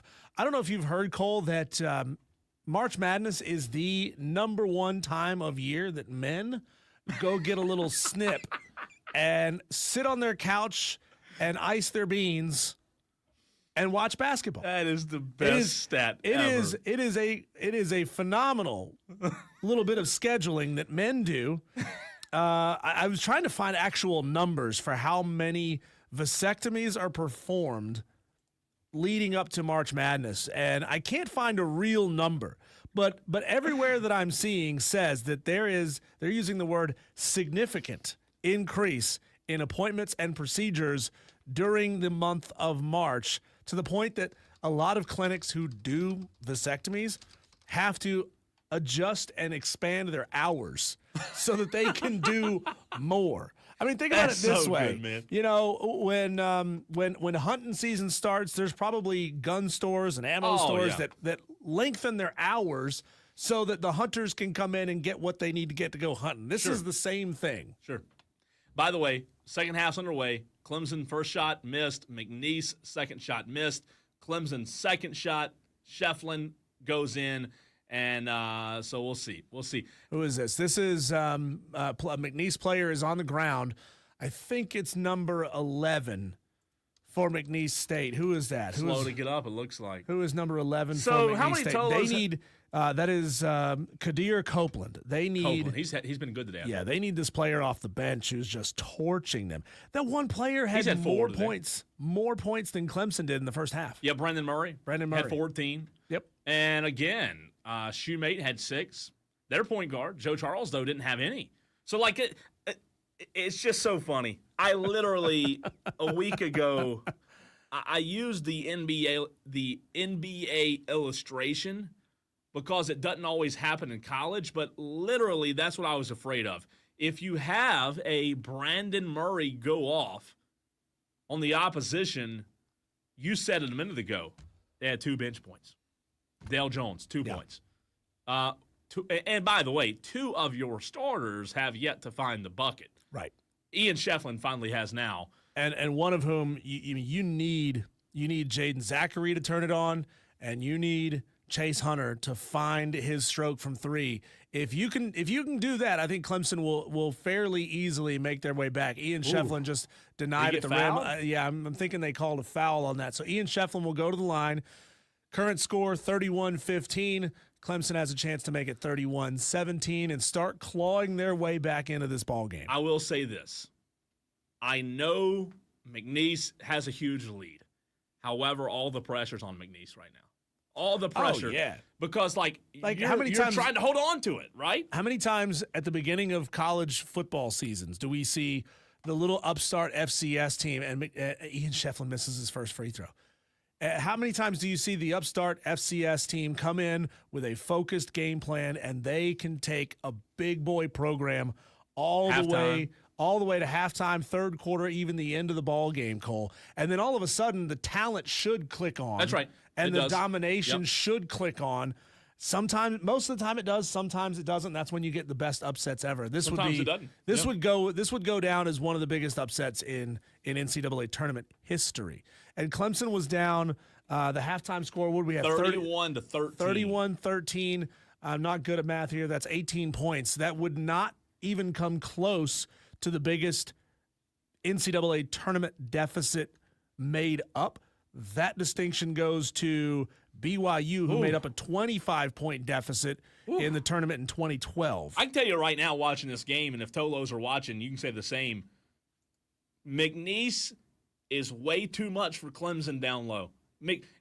Locken, Shefflin, they cannot get looks down low. I mean, you go back and watch Clemson offensively, when they have the ball in the paint, McNeese has got 2 to 3 guys down there that's just hell on earth for him right now. They're causing so much.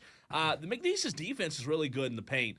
And right now, Clemson has scored 3 to McNeese's 2 in the second half. So that's where we are. We'll continue the conversation. McNeese just scored on a second-hand rebound and dunk for a putback, and McNeese currently has the ball. So wow. How about that? This is wild to see this happen. Every year there's one of these. There is. A team that everybody expects to be really good and just kind of craps the bed. Well, the rest of the show just became, let's see if this catastrophic upset happens. By the way, Auburn pulling away from Alabama State now 58-40 with just under 12 minutes to go in the second half. VCU, BYU tied at 24 with 5:42 to go in the first half. And Gonzaga, Georgia just tipped off.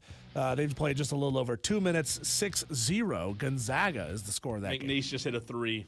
They just hit a 3. It's 36-16, 20-point game. JD says Clemson needs to turn it on and leave it on. But here's the problem, though.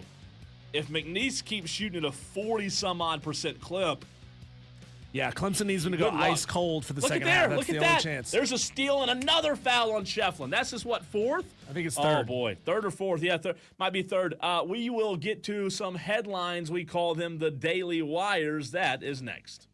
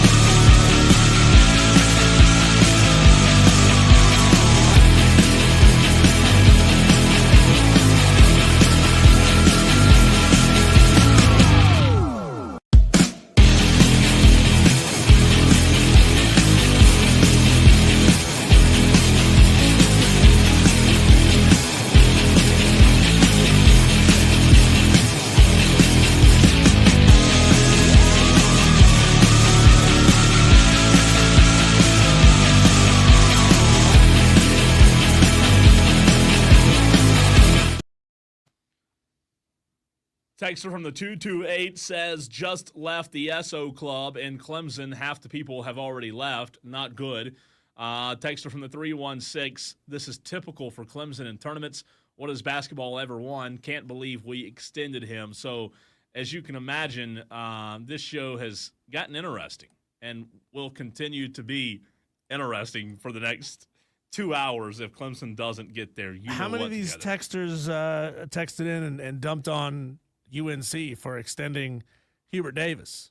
I did. I know you did. You did. Yeah. We both did. We both Idiots. did. Except he won. He won. The other night. Again, play-in game, but yeah. still. It's not a good look. It doesn't help Brad's case for sure. A couple of daily wires for you. Xavier defeated Texas last night, 86-80. Mount St. Mary's in the play-in defeated American, 83-72. So far today, we have had 4 games go final. Houston narrowly escaped SIU Edwardsville, 78-40. Wisconsin defeated Montana 85-66. Purdue defeated High Point. Pretty good game there, 75-63. And Creighton, in the only upset so far of the day, 89-75. Creighton over Louisville. Right now, 4 games. Diesel, Georgia Gonzaga just tipped. The game that we're not talking about that looks like a really good game, as we talked about yesterday, BYU VCU 29-26. BYU leads. I'll have to pull that up on my other screen over here. Clemson trails McNeese 40-18, 22-point lead for the Cowboys. And Auburn all over Alabama State, 68-47. 8 minutes to go in that one. Those are some scores in real time for you. How about this news today? On a normal day, this would be big news, but it's March Madness. The most successful team, Diesel, in NBA history has been sold a $6.1 billion price tag. How many cans of beans could you buy for that? Woo! Up in Vienna Beantown. sausages. Woo. I mean, you think you could get 6 or 7 packs of those? Private equity director who grew up in Boston. According to the Boston Globe, the Celtics have been sold. I didn't even know the team was up for sale. Did you? Like, were they shopping in the team? And I and saw this is who bought something a it? couple of days ago about maybe them putting a price tag on it, but I didn't know it was in this serious of conversation. Furman lost last night. Diesel had That's the pathetic. missed This shot. is Chauncey Wiggins going down the lane for a dunk and just gets completely stood up at the rim. That's what I'm saying. Their interior defense is Just good, man. blocked. Look at that. Their interior defense has been good all day. Yeah. They got Clemson's fouled, though. got to get it going from 3. That is the only way they're going to make a comeback in this game. They hadn't been good from 3. No, they hadn't been good for 3 either. No. That's the problem. Diesel, you produced Furman last night. Yep. Furman fell. Season over, we think. Are there any more tournaments? Yeah, maybe they get in another tournament after this. No, they So, lost okay. 75-64 to North Texas in round 1 of the NIT. This was what's wild, man. Kind of like this game, not exactly like this game, but PJ Smith, senior guard for Furman, really good 3-point shooter on the season. He was 0 from 3 in the game until under 10 seconds to play when he just threw up a this doesn't matter anymore shot, and that one goes in. Clemson, by the way, now full court pressing. So Down 20. we'll see if they can Down 20. force some turnovers there. We talked about the Spurs forward Sandro Mamu, who had a career high 34 points last night in 20 minutes or fewer. Never been done before. Pretty cool. Pretty historic there. Defensive end Danielle Hunter and the Texans have agreed to a 1-year, $35.6 million contract extension. Houston ranked 5th in the NFL in sacks last season, was led by Hunter, so a pretty big pickup there for Houston to keep that guy on the football team. Georgia football wide receiver Nitro Tuggle. Name a better football name than that. I mean, seriously. Turbo, that went to Northwestern High School. Turbo wasn't Richard. Really good name, right? But Nitro Tuggle. I mean, what a great name. This is a Key and Peele all-name sketch name. However, by the way, bucket for Clemson there in the paint. However, Nitro was arrested for reckless driving and speeding. Oh, color me shocked. A Georgia player arrested for speeding. And his first name was Nitro, Mr. Nitrous. He was a sophomore, booked in jail, released on bond. No more fast driving for him for a while. And the Seattle Mariners recently announced a partnership with Nintendo featuring the brand's logo on their uniforms for this season. Nintendo's still a thing. It is. The handheld consoles is where Nintendo's are really big right now. They haven't come out with anything even remotely like a quality console in a long time. What was the only? I think the only Nintendo I ever had was a Switch. They had, Nintendos were legendary. You had Yeah. the regular Nintendo, Super Nintendo. You had the Nintendo 64. 64 is what I was thinking And of. then I think they probably had one after that. Yeah, I think the 64 was what I was thinking of. McNeese basket good. It's now 45-24. McNeese leads Clemson 12.5 to play. So Clemson trails by 21. Parker for Oh, they had the McNeese. GameCube. The GameCube came after the N64. Okay, gotcha. Was that Nintendo's last true console Might have been. before they went like basically all handheld after that? Another missed shot for the Tigers. A foul called on the floor. And Diesel, I think it was on Shefflin again. Let's see if they They only list 4 bench players on the team. So Shefflin fouls out early. They're down to 3 bench players. Well, and one of them's going to this is bad. we'll keep you updated on this. And coming up next, The Tolo takeover. This is your chance to call in at 844-FAN-PHONE or text in on the Hub City Spartanburgers text line at 844-326-3663. You get to bitch, moan, mock, gloat, whatever you want to say on these airwaves. It is your segment. Call in now. Get in the queue so we're firing out of the gate on the other side right here on the Fan Upstate. Will Wages.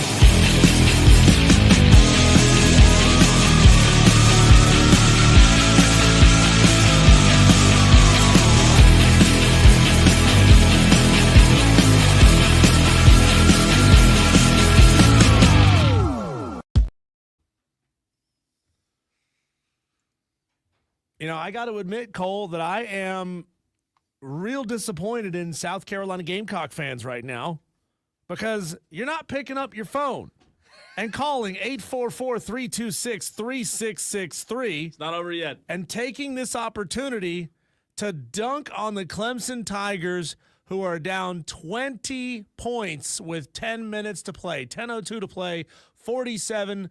McNeese State leading Clemson. They can't hit water if they fall out of a boat. Here's your chance, Tolos, to take over these airwaves. Call us up, 844-FAN-PHONE. You get to cry about something. You get to mock this Clemson Tiger team for being this bad. You get to gloat over them. You get to talk about whatever it is you want to talk about. For 15 minutes, this is your show. This is the Tolo Takeover. Harold in Greenville wants to start things off. Always good to hear from our good buddy Harold. What's up, Harold? Oh, I've just been listening to y'all. But Thanks, man. listen, I'm an avid Gamecock what's the fan. name? There ain't one thing Carolina can say about the tournament as far as basketball. When I used to really be into it, you got to go back. Sorry about that. Times they ever got out of the first round, that was with Frank McGuire and Frank Martin, you know. McGuire, of course, went with 32 teams then, so he was the first to go to 16. But Eddie Fogler, now this is where you're talking about records. Eddie Fogler, his 2-year run, he was a 1 seed, and that's the first time it ever happened, got beat by a 16 seed. So Carolina holds the record in that. Wow. Next one, the second, he went back again. It's either 2 or 3 seed, and they got upset by the Richmond Spiders in the first round. And I think that was a record then for that. The only good times in basketball was Dave Odom's 3-year run in NIT to the championship. Lost the first one to Syracuse. He won the next 2 back-to-back championships and tied St. John's. So far as basketball, you know, Carolina ain't got nothing they can relish in basketball now. So maybe I can nip some of that in the bud. I will say this, Harold. I am super impressed with your history and memory. I mean, that's impressive. Well, bad thing, it's hard to get it. Now, there's another, I can't remember who followed Dave Odom. He came from Western Kentucky, and he went to the NCAA. I don't know if he made it past Memphis or that's the only one besides those other 2 I met that made it out the first round. But Dave Odom's had the best, I mean, as far as I'm concerned, you know, as far as watching postseason basketball. Yeah. So a lot of you don't like NIT, but my goodness, that's still a championship, you know. Yeah. But anyway, I enjoy y'all. I mean, I've been listening to y'all talk about this. That's what's kept me on, you know. Yeah. You and Diesel. So I'm getting a lot of kicks out of y'all. So, Well, we appreciate you, Harold. Really do. yeah, listen, boys, the game ain't over yet. That's right. Like Yogi Bear. It ain't over till it's over. Have a good day now. Appreciate Thank you, Harold. Appreciate Man, the call. Harold's the best. Absolutely the best. We've got Dewey. We've got Jay. Hey, what do they say? It ain't over till the fat lady sings. And, you know, we hadn't heard anybody in the hallway singing yet. So, It ain't over till the Clemson Tiger chokes is more like it. all right, so 48-29. What are we at? A 19-point game with 8:52 before we get back to the phone lines. Diesel, if you're down 19 with 9 to play, you've got to what? I'm thinking in my head, you've got to cut it to 10 with what, 5 to play? Yeah. I mean, that's doable. 5 minutes. So you've got 4 minutes to cut it to, a 10-point game. Got to get hot. You got to go on You a got to get run. hot right now because McNeese State continues to score. You cannot be trading 2s for 2s. You got to be getting defensive Oh, stops. God, You got to got be Shefflin hitting shooting 3s. threes. They're getting desperate now. They're And Chase getting Hunter desperate. just shot a 3 on the previous drive and missed. And I'm telling you, man, they've got to go on a run, like a 9-0 run, 10-0 run, 10-2 run. We'll see them. As good as radio has been today, Colin, and look, we don't want to see our local teams lose. We want to see them continue playing so we can keep talking about them. This is compelling radio, and I guarantee you the phone calls tomorrow on the show, boy. McNeese State just hits a 3 to go up 22 points. That might be it. That might be the one it. that does it. The phone calls on the show tomorrow are going to be next level. Whoa. Next level. This is That might 51-29. Ooh, that's gonna be tough. That might do it. Dewey is up next on the Tolo Takeover. What's up, Dewey? Dewey, wake up, buddy. Yes, you just got. Dewey call just got dropped, dry. Dewey, you got to talk. I mean, Gotta did call back Dewey? in. Do you think Dewey fell asleep while waiting on a hold? I mean, it was only on hold for like 2 Fell minutes. asleep or passed out drunk. We're trying to figure that out these days. We don't know what's going on. JD is up next on the Tolo Takeover. What's up, JD? What's good, gentlemen? I guess Dewey took my advice and decided to shut up, Dewey. Why what's your name? Anyway, Diesel, I'm a short white guy, so I can't, call and dunk on Clemson, but I will say this. I heard the dumbest thing I've ever heard in my entire life this morning on y'all's radio station. Someone said that Will Wade should not be allowed to coach against his alma mater for McNeese State today. I can't believe Rob Brown would say such a thing. Well, it wasn't Rob, but it was on the Rob Brown show. Oh. But, yeah, shout out to all the Armada elitists out Whatever there. that is, whatever that even means. You're a Tolo, and don't you forget it, That's JD. right. Oh, absolutely. Yeah, I'm a Tolo. He's a Tolo. And, hey, Clemson, I told them a minute ago they should have turned it on and left it on. Yeah. But apparently they weren't listening very well. But it's the dumbest thing I've ever heard. So by that logic, though, if Will Wade can't coach against his alma mater in March Madness, I guess Shane Beamer should just quit and not coach in the opener against Virginia Tech next year. If that were the case, none of these coaches would ever get to coach against their school or coach for a school, because how many times does a school really hire someone that went to their school?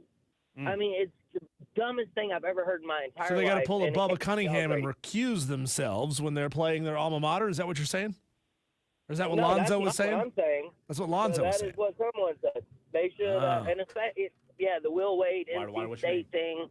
I mean, I guess Brad Brownell shouldn't have got that extension, and maybe Clemson could have hired him. I But, think you need to yeah. call him up tomorrow morning, JD, and point that out, because I guarantee you Lonzo thought that because he thought Will Wade was going to throw the game so that Clemson would win, so that his alma mater would win. I bet Lonzo had no thought in his ponytailed head that Clemson would crap the bed this way and that Will Wade would beat the living tar out of his alma mater. Real quick, by the way, 32-16. McNeese State has outscored Clemson in the paint. 32-16. Ouch. They just showed that graphic on TV. Woo! JD, your reaction to what you're seeing right now with McNeese State and Clemson, JD? I mean, honestly, I thought it was going to be a good game. I did too. Can't say that I saw McNeese dominating like this, but I did have a feeling that McNeese would be the 12 seed to beat a 5 seed. I honestly did think that. I've got I one didn't get more a lot of one more stat for you. 27, JD. That's a big number, right? 27 bench points for McNeese. Yeah, they're dominating. Yeah. I mean, what else can you say? I mean, 32-16 in the paint, 27 points from your bench. I mean, if you get that kind of production, McNeese could very well find themselves in the Sweet 16. Who knows? But Never know. They could be this year's FAU. Be fun. Appreciate the call, JD. Thanks, JD. Always a good call. I don't know what Dewey, if he ran out of minutes earlier, but he has called back in. But we got to get Dewey's live reaction to JD telling him to shut up. Oh yeah, I forgot about that. JD, you suck. You- yes, but anyways, I heard Lonzo talking smack about that guy. I kind of agree with him, but I don't agree with nothing what Rob Brown and Lonzo says right now, because they're on my bad list. They're on your bad list. Now, how long have you and Lonzo been related? He's not my cousin. He's too ugly. Oh, Dewey. I'm ugly, but he's uglier. But anyways, I told y'all Clemson was gonna crap the bed. I told y'all. You did, Dewey. I said it 2 weeks ago. One and done. You sure and did. This McNeese State, I'm tired of hearing about them already. We're going to hear about them for the next 3 weeks. And this Wade guy, he shouldn't be coaching basketball. I heard about all the dirt he's done in his day. He needs to. I hope they lose the second round so we don't hear about this guy for the next month. Anyways, I'm torn about my complaints today because I don't know if y'all heard, but someone set I-26 on fire. I had a text about that. Know that it's windy. We're in a drought. Yeah. Chris Justice crapped the bed with the weather. He said it was going to rain today, and it didn't. And y'all throwing cigarette butts out the window. What is wrong with y'all? Y'all are trying to burn the state down. I had a text about that, Dewey, earlier. There was a wildfire in 26 near Inman. There was a crow that just came within like a foot of our window. Was his name It, Dewey? it came right at our window and turned at the last I second. didn't see it. Good news is on that particular panel, that is Rob and Lonzo's face. Oh, so that's clearly right. those two scared the Yeah, crow away, and he turned right scarecrow. at the last second. Well, Tolo's out there. Let us know if about the fire because thanks, Dewey. You got the. I did have a couple of texts on my phone about the fire up toward where I live, so hopefully that's okay. Tom in Somerville is up next. Yeah, brace yourself. I was wondering when Tom was going to call. I mean, what do we need just to pause for a second, just give ourselves a moment. Tom is about to dunk on Clemson harder than a kid No. in a driveway with the backboard lowered to 7 feet Not with a Tom. trampoline to get him some extra launch. Tom in Somerville, the floor is yours.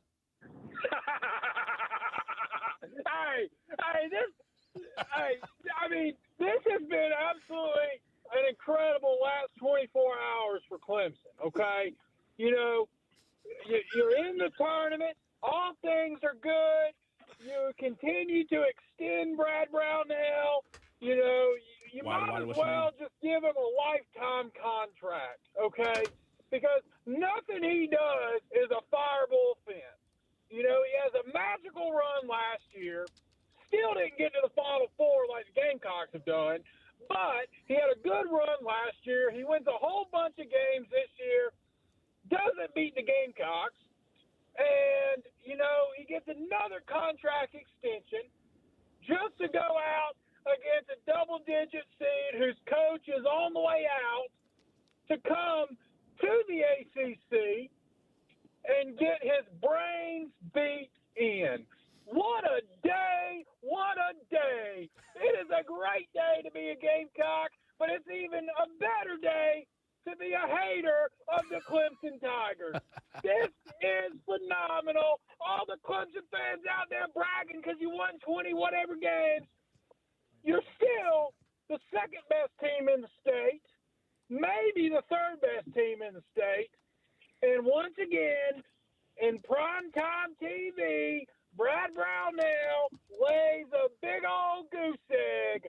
Go Gamecocks, and I hope all you Clemson fans have a fantastic weekend, knowing once again you are the joke of the state, the joke of the ACC, and the joke of the NCAA tournament. Woo! Mic drop moment. Woo! Tom on fire, just like I-26. Oh, man. Great phone call. I feel bad for Rick and Greer, who has to follow that. You need a Ric Flair woo at the end. I mean, that was incredible. Tom in Somerville. Hit him with the sound effect. I thought you were going to play the... Oh, you said the crow. Well, it's a Gamecock crowing. Oh, you said crow. I thought. Oh, I got you. You said crow. I'm sorry. I was thinking like the crow that almost flew into the window. No, that one almost made this sound. Yeah, that's true. It was like flap. You're talking about the rooster. Flap. The rooster. Here comes the rooster. How about that one more time for Tom in Somerville?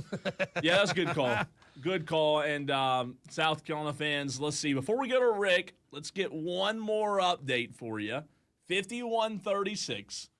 6.5 to play. 15-point lead. 15-point deficit. Yeah, 15-point.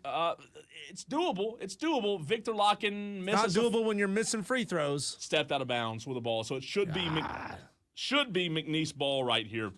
Let's go to hiccups just hit me. Let's go to Rick in Greer. Rick, how do you get rid of hiccups? I had the hiccups all of a sudden.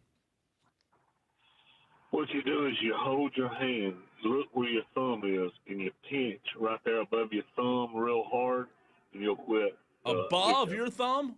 Like that little webbing spot between your forefinger and your thumb?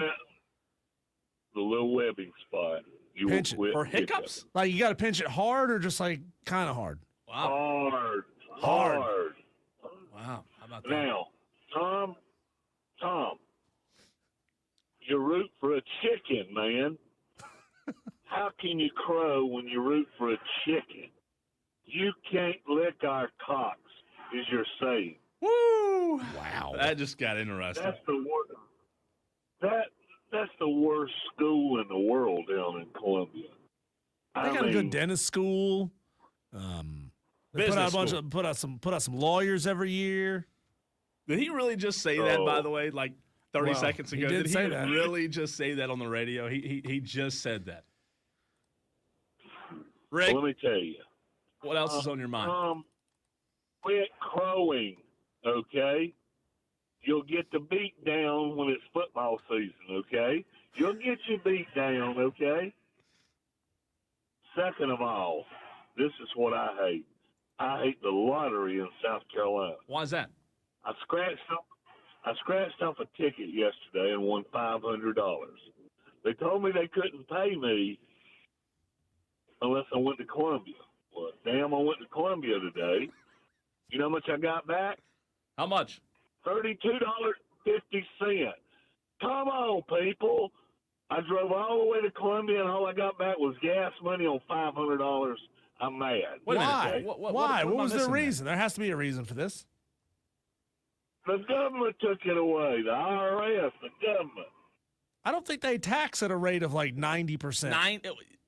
No, that's not right. Well, I'm gonna tell you, I got a check for $32.50 today when I went down there. I made a trip down there. I think okay? I think you took the winnings in installments. Okay. Yeah. What do I get?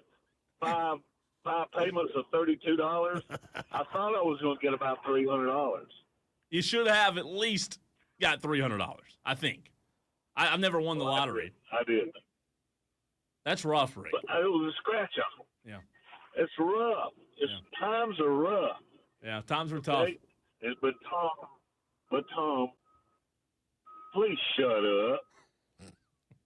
I'm tired of hearing you, okay? Thanks, Rick. Thank you, Rick. Appreciate you. Clemson on a 9-0 run, Cole.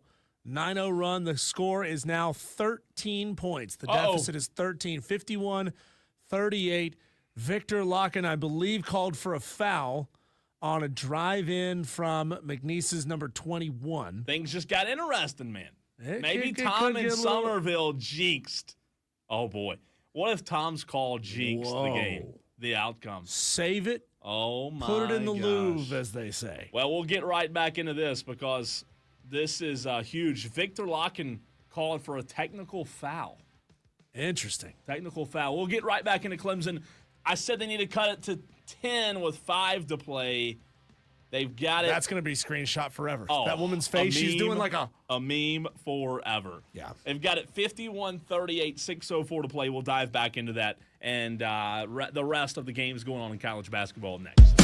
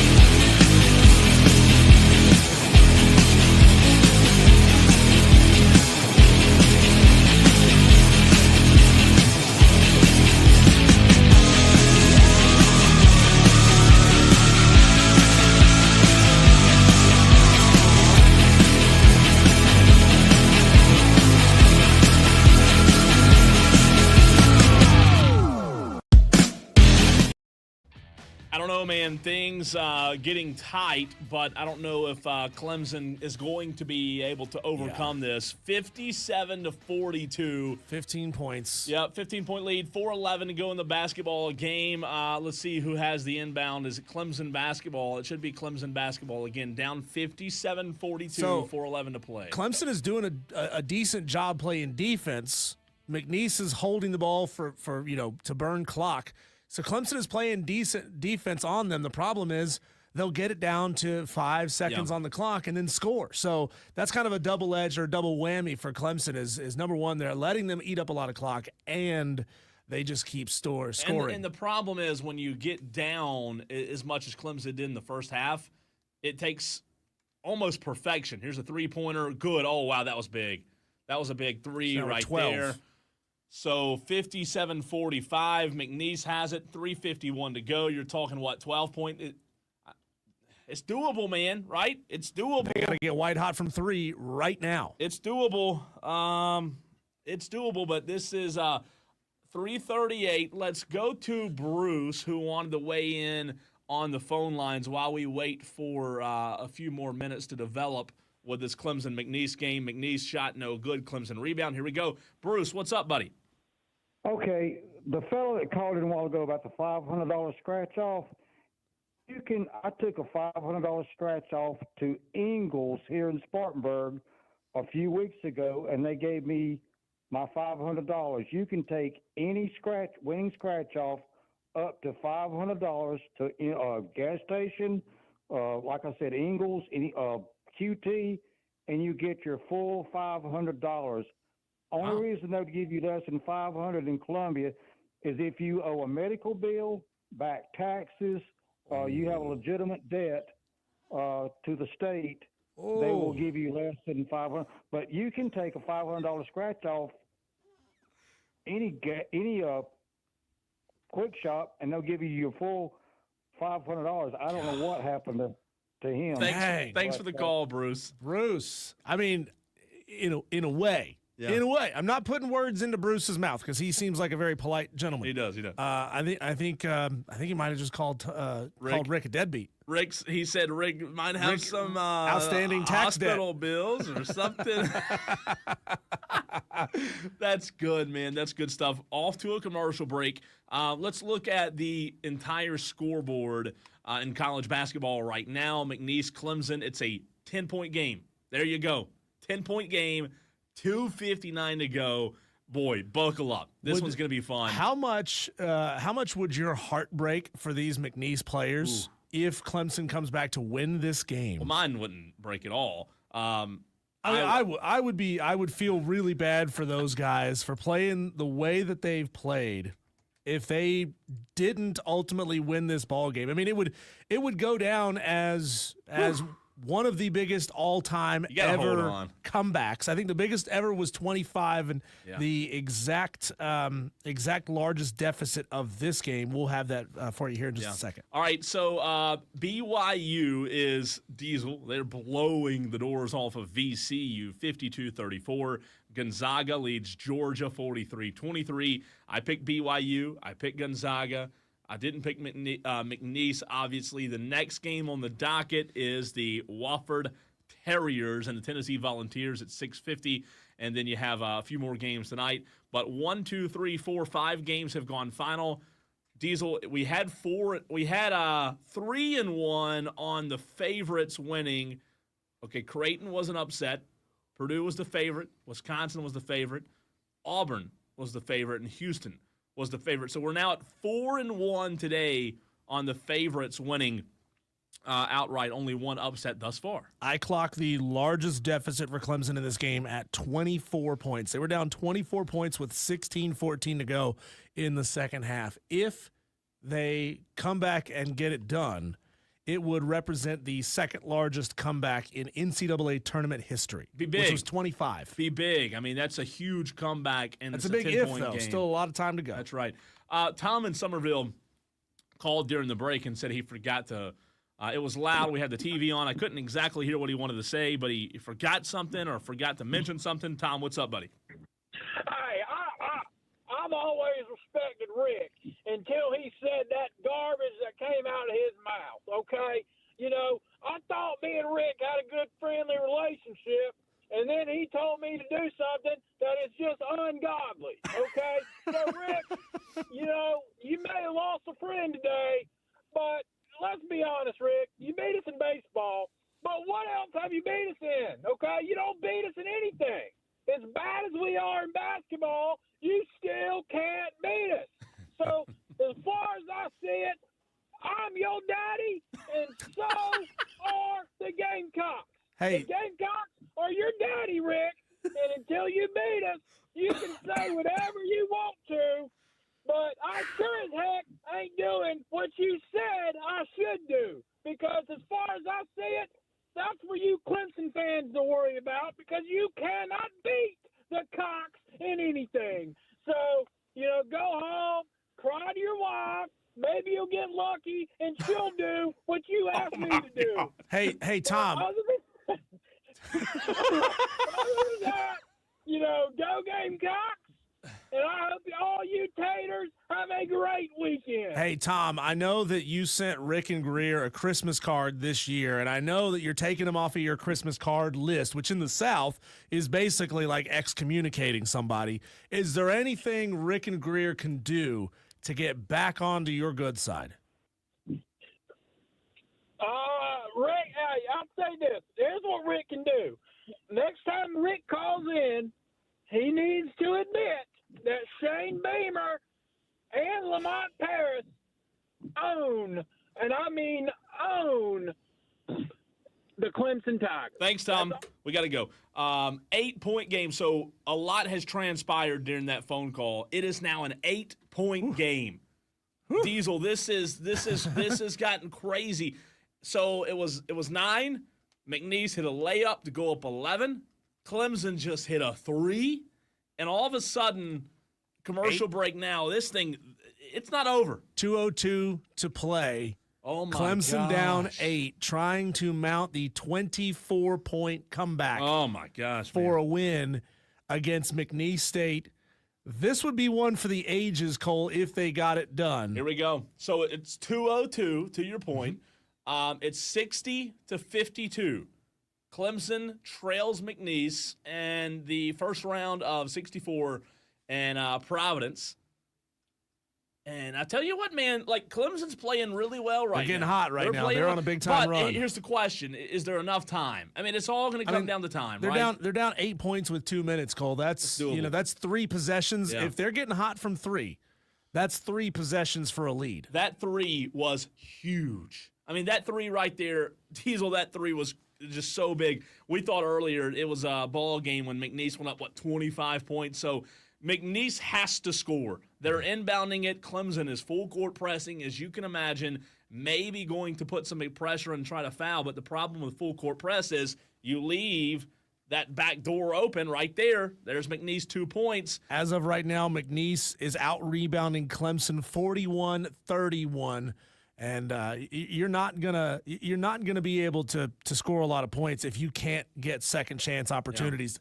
Yeah. You're not gonna be able to come back if you can't get second chance opportunities. 10-point game. Clemson's Hunter just went to the basket, got fouled. The shot didn't go. So with 1:45, Clemson trails by 10. Hunter's at the free throw line. It's 62-52. It's doable. They just have to get stops. Clemson has to get stops. First one free is throw is good. good. You know, the thing about it is here, like when you press, you've seen this happen several times.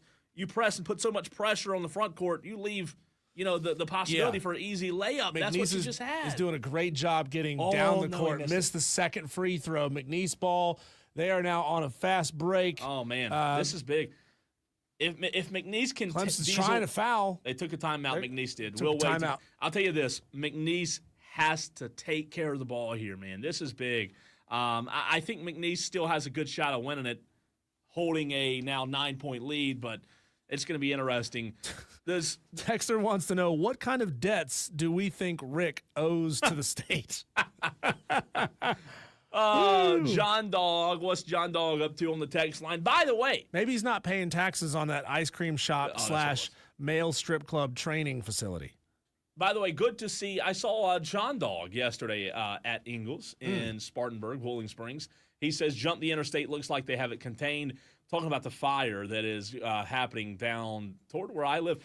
JB on the YouTube stream a minute ago said that they had the interstate blocked off. Let me see if I can find it. The way he said it, it seems like it was almost 100 miles. That's a lot. I don't know that that's. Oh, no. Then again, this thing is moving quick. No, the wind is quick. I-26 in Inman is shut down from 176 to 292. So Asheville Highway to not mile Highway marker. 176. Yep. Okay, I was thinking mile markers. I was like, good God, that's a big fire. That'd be bad. From Asheville Highway in Spartanburg to 292. So that's a good stretch, though. So, Tolos, if you're experiencing any trouble down that way for Tolos who may be headed home, I live down there, so I think this let us know. Clemson fan on TV is having a migraine. She's stressed TF out. I mean, let's call it. Dewey says, don't know Rick. Don't know he. I can't Don't read he it. know Rick is full of okay, poop? gotcha. Thank you for Says translating Dewey's. Justin on the YouTube stream says, the more things change, the more they stay the same. Duke and North Carolina, only teams left. Don't say that yet, Justin. That's not true quite yet. For those of the stream, we're keeping you updated. McNeese is going to inbound at a minute and a half to play. Again, Diesel, you have to take care of the basketball. And if you're McNeese with a minute and a half, if you're going to hold the ball, that's fine, but you've got to make some shots. There's a foul as a block. That's questionable. That was a little out of control with that play. This was number 11, Copeland from McNeese State, driving in, ball in his right hand. He was just outside the block, and he was out of control. He was definitely losing his footing. He was losing control of the ball. Just kind of threw one up, and they called it a blocking foul. I believe it was on Heidbreder, but I can't know for sure. Copeland, who has 14, will go to the free throw line. And how huge, how monumental are these, Diesel? I mean, these are huge free throws right here for McNeese. First one's good. It's the first. Minute 26 to go. 10-point game. Still one more shot to come from the free throw line for Copeland. I tell you what, Cole, why don't we do this? Why don't we head off to break so that when we come back, we can take people all the way to the end of this game. Let's run to break. Yeah, let's run to break, and we'll come back. And second free throw, no good. We'll be back in just a few minutes here on the Fan Upstate.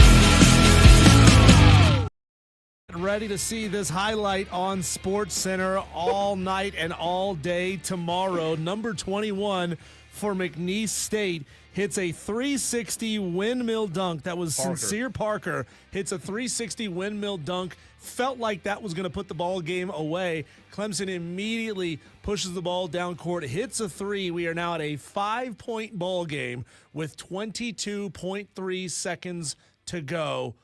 Possession belongs to I think McNeese. McNeese State. So Clemson's going to have to get a stop. I think they got a foul to put this thing. You probably do. Oh, no, I think they just hit the three.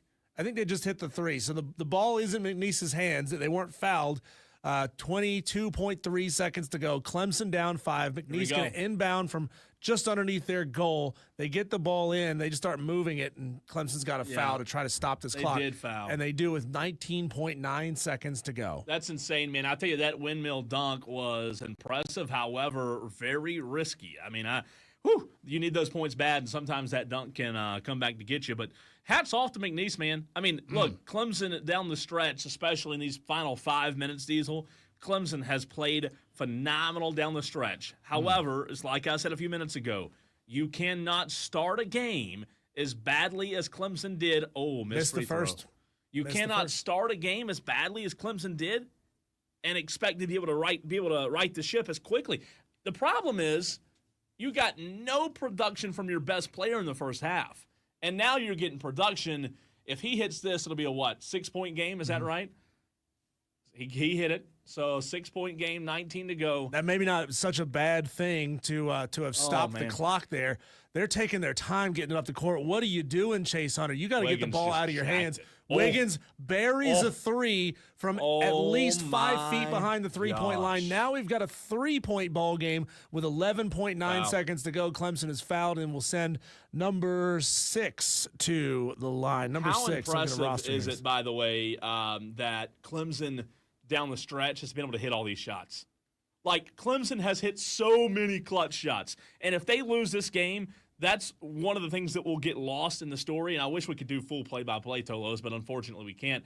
But if they lose this game, that will get lost in the storylines of how many clutch shots Clemson hit down the stretch. The problem for Clemson give himself is a chance. Javon Garcia, the player they just sent to the line, number 1, hits his first shot, so that's bad for Clemson. And he is an 81% free throw shooter on the season. He is a lights-out free throw shooter. That's gonna be tough for Clemson to overcome. Yeah, it is gonna be tough. Down 4, 10.6 to go. Second shot coming. He hits this. He missed it. He missed it. Nobody wanted to put their hands on the ball. Hunter. Zachary, he'll put up a 3. No good. Rebound, a scramble. Hunter has it. Hunter at the buzzer. It's good. Ball game. McNeese has its first ever NCAA tournament victory. Oh, my God. Oh, Wow. my God. Oh, man. Now, they may look at the clock to see if there was any time, and it won't matter. It won't matter. But 2-point, Clemson made it all the way back to down 2 points as the final buzzer sounds. It's not going to matter if they put any time back on the clock because all they have to do is touch the ball. It would have to be. I don't think there was any time left. Intercept. They would have to intercept the inbound pass and tip it in for 2. I don't know if I don't think it matters. That's basically impossible. Texter says announcers point out Clemson scored more in the last 10 minutes than in the first 30. They went on an incredible. Again, that will get lost. Clemson scored. They were 49 in the second half. That's incredible. 49 in the second half. Only 13 points in the first half. Texter from the 978. How's that contract extension looking for Brad Brunell now? Let's go Cowboys. Wow. Tolos. So they're looking at the clock, Clemson but like you fans, said, this is unbelievable. I know that not a lot of Clemson fans are Toloing right now. They are glued to this game to see if there's any time remaining. Clemson fans are not happy. The ruling on the court, and that is ball game. Ball game. Game is over. Will Wade, Brad Brunell briefly shake hands, which something they're going to have to do a lot over the next couple of years. Twice a year, maybe? Will Wade is making his way up to Raleigh. Think about this. He could be victimizing Clemson for years from Raleigh, North Carolina. Man. This is why March Madness is the absolute best. Now, that's 2 upsets today, 2 games you and I have lost in our bracket. We love college basketball. We both picked Clemson, but this is what – look at Will Wade, man. This is what makes college basketball so special. This is it's what makes these 2 days the best 2 calendar days of the entire year when it comes to sports. Hopefully we can get an interview here soon to bring to you on the show with Will Wade. But look at him, man. He is pure jubilation is what that is. I'm shocked. I'm really shocked. I'm shocked. I picked Clemson, that I think McNeese had a shot. Yeah, Diesel, I thought they had a shot, but I'm in disbelief right now. I mean, McNeese played so good in that first half, and Clemson. Let's call this what it should be called. Choked. Clemson's first half, their best player didn't show up. Their best player didn't show up in the first half. And that's 100% on. None of their great players showed up in the first half. But they don't Nobody have a lot of showed up. great- That's the in the problem. Here's the live interview. Luckily, we had enough of a margin, but they pinned their ears back. They were really aggressive defensively, and we had just enough. We weren't clean on our free throw shooting, but hey, we're advancing, baby. We'll take it. What are the emotions right now as you just made your way around this crowd? Yeah, just We've made enough. school history, man. We've never won a game. We didn't have much history when we got there. We've broken almost every record. Just so proud for our guys, for our university, our president, our athletic director. It's incredible. This changes our university. See you guys. It changes our university. I'm headed to Raleigh to make 10 times more money than I make here. Amidst all the distractions about where you may be coaching next year, they put that effort out on the floor. We've been doing it all year. Narrow focus, do what we do. And that's what we did. Congratulations. We'll see you Saturday. Thank you. Go Pokes! Wow, how about that? You know what? Unbelievable. The very first thing that he said, he hit the nail on the head. That explained it perfectly. The very first words that came out of his mouth were, we had enough of a margin. Very simple. Clemson played phenomenal in the second half. But go back to the first words out of Will Wade's mouth. We had enough of a margin. Diesel, we talked about it at halftime. Putting 4 or 2 halves of consistent play together against a good team is difficult, but McNeese did such a good job in the first half of getting that lead, getting that margin. They were able to weather the storm. And again, a tremendous amount of credit goes to Clemson for hitting clutch shots down the stretch. However, the problem is none of that matters. You didn't win the game. And that's a letdown, man. We'll unpack it in the next hour and tomorrow. But one game doesn't define a coach in my mind. But Diesel, this is a devastating loss for the Tigers. This doesn't define Brad Brownell because this is indicative of who and what Brad Brownell has always been. He had a phenomenal season, and you can't take that away from him. But this is a disappointing and honestly a flat-out embarrassing ending to the season if you're a Clemson Tiger fan. And how does that not line up with previous seasons where Brad had never made back-to-back NCAA tournament appearances? He does it this year, and that's great. Yeah. But when you lose in this way, Clemson fans ought to be furious by this. Yeah, they should. And we have opened up, I just posted a tweet on the Fan Upstate on Twitter. I want Clemson fans who are listening to go to Twitter to give us your raw, real reactions to this game. You can jump in the comment section there. Of course, you can always call at 844-FAN-PHONE and text the Hub City Spartanburgers text line, 844-326-3663. I'll say this. You're right. It is a massive disappointment. There's no doubt. Clemson fans should be let down. They should be upset. I will say, before we run to a break, not to boast, but Tisa pointed out, you said if they couldn't get to 70, they'd get bounced last week. I said they got several to 67. times, 67. I said several times that Clemson has no bench and depth is important in the tournament, and that if Clemson ran into a team that had a guy from the bench go off, it was not going to be a good day. And that is exactly what happened today. Diesel, you and I, credit to us, we hit the nail on the head on this one. I mean, we really did. We talked about it all week long, and going back to what I said earlier in the show, there were a lot of people out there who work really hard to do their job and cover their teams. But I think you should value unbiased opinion as much as possible. There's nothing wrong with putting your colored glasses on. But, man, you talk about just absolutely hyping a team up and having to go through this now. There are a lot of disappointed fans, media members. We talked about it, man. We hit it. We hit it on the head. I mean, we hit it right on the head here. And their bench, they got the bench was the part of them got exposed a little bit. And I mean, there's going to be an F5 tornado level of spin job put out on some Clemson media outlets over the next 24 to 48 hours. I mean, unless the conversation is purely, we choked. Yeah. We choked. Chauncey Wiggins choked. Ian Shefflin choked. You know how many points Ian Shefflin finished the game with, Cole? Let me guess. 1? 1. Oh. 1 point for Ian Shefflin. His entire career will come down to 1 point against McNeese State in his final game as a Clemson Tiger. Victor Locken scored 6. Jaden Zachary, give him credit, give Chase Hunter credit. They came back in a big way. Jaden scored 24. Chase Hunter finished with 21 points. But Jake Heidbreder off the bench, 3 points. Del Jones off the bench, 2 points. Ian Shefflin with 1 measly, pathetic little point. And I just don't, I don't think there's enough to be said about what happened in the first half. I mean, look, they had a phenomenal second half, but when you look at your best player who was a no-show and didn't get off the bus in the first half, I mean, you can't allow your team to be put in that kind of deficit, Diesel, from the jump. So we'll take a break. Breathe on this for a minute. Let's see if we can hear from some Clemson fans. Diesel's put that poll on, or that tweet up on Twitter, on X at the Fan Upstate.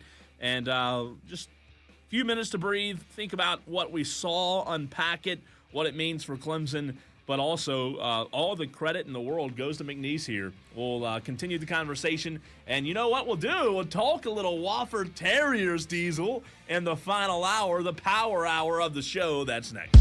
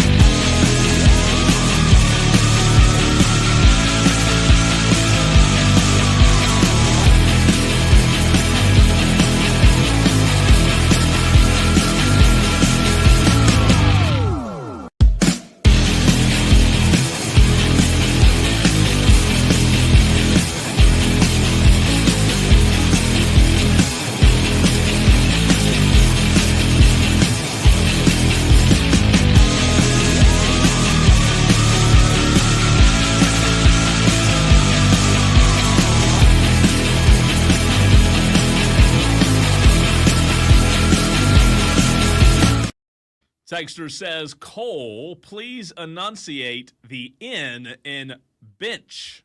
That I enunciated enough that if I said it quickly and it sounded like another word, I apologize. I don't know what other word it would have sounded like. Of course, we wouldn't say that word on this station.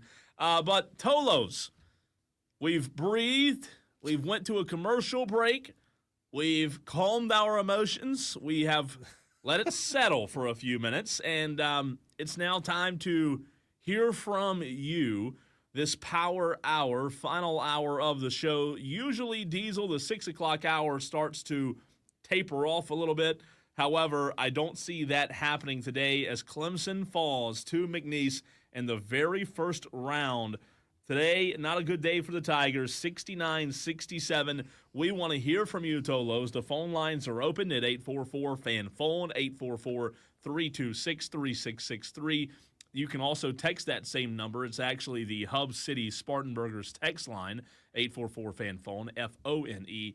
And Diesel, we had a Clemson fan earlier text in and say, look, I'm leaving the SO Club in Clemson. The place is already emptying out early in the second half.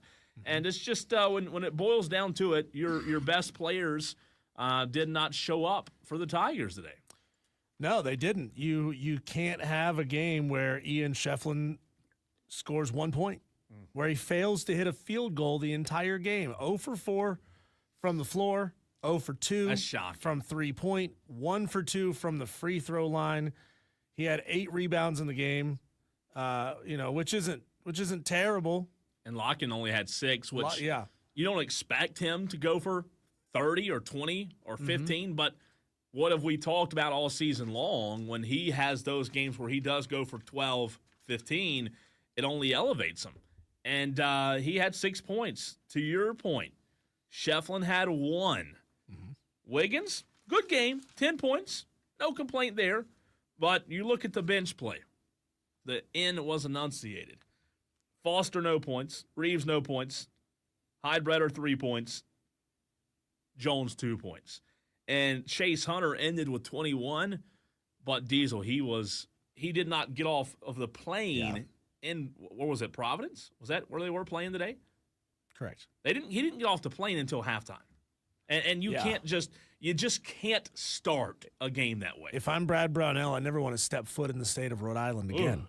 I mean, it was brutal. I mean, he's going to think about that every time he hears the word Rhode Island or Providence. Yeah. For the rest of his life. Just a pathetic first half performance. I mean, they scored 25 points in the first half. They win that game, yeah, God, okay, right. God, we won the game by 6. Wow, bad performance, but advance and survive, right?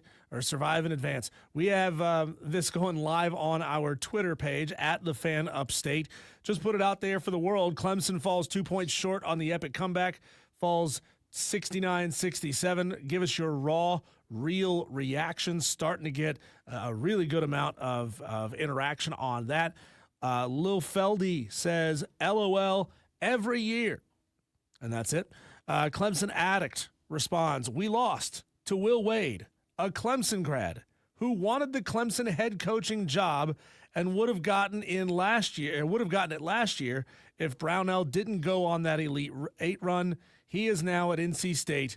This sucks for a lot of reasons. Spartanburg J says, I enjoyed this tournament more when Brad Brownell wasn't in it. Oh, man. Fortune responds, foul sooner and we win. Yeah. It was that simple, and somehow they didn't see that. Proud of the team for fighting, but God, that hurts knowing we had a shot. Fortunate never should have been in that situation at all. No. When you get 2 guys you depend on to score double digits, all scoring less than 6 points, this is what happens. The issue is Clemson Diesel. You look back on not only today's game, but Clemson over the past couple of weeks had holes. Now, if you fast forward a month ago, you look at this Clemson team and you think, man, this Clemson team's one of the best in the country. They're playing with anybody. They just beat Duke. They can play with anybody. However, towards the end of the season, they weren't as sharp. They weren't as crisp. Started with the Virginia Tech game. Started in that VT game.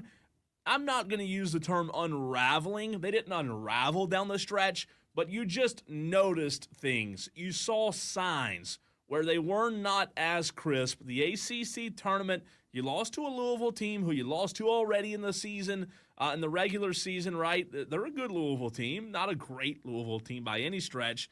And then you get McNeese. You roll into this game.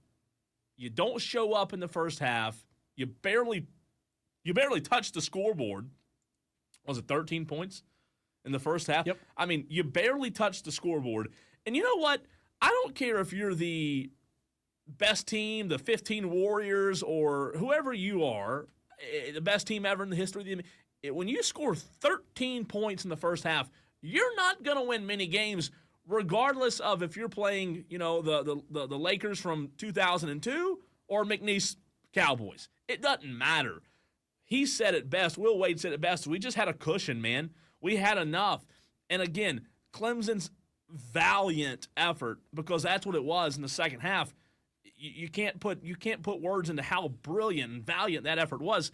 They were phenomenal. Diesel, you said it. If they would have scored 25, they might have beat McNeese by 20 points. What was the graphic we saw earlier that prior to this game, 25 was the least they'd scored in the first half all season? And they scored half of their previous low. This is bad. Zachary Fink just he sends a gif of, I'm trying to remember this actor's name. He's the one that was in The Mandalorian. He's just got this actor starting out laughing and then bursting into tears, crying. Melinda Sams just says 13-point first half. There's nothing more really. No, that's say. It. I mean, really, it's as simple as it is. And that's a good, who said that? That was, hang on, let me scroll back up. Melinda Sams. Yeah, that's simple, but Melinda's right. I mean, she hit the nail on the head. I mean, it's that simple. It really is. Clemson, looking at the stat sheet, 21 of 57, which is horrible, 36%. They were shooting 20% at the half. 9 of 30. Diesel, 9 of 30 from beyond the three-point line, which is not good. Way too many jacked up threes toward the end of the game. They got out-rebounded 43-36. They were good at the free throw line, but that didn't matter because they were chasing. McNeese was better on the boards, offensively, defensively. Out-rebounded them, had more assists, more steals, more blocks. Clemson had more turnovers than McNeese, 13 turnovers. And here's what's glaring, Diesel. 19 points for McNeese off of turnovers. I'll say that again. 19 points of the 69 came off of Clemson turnovers.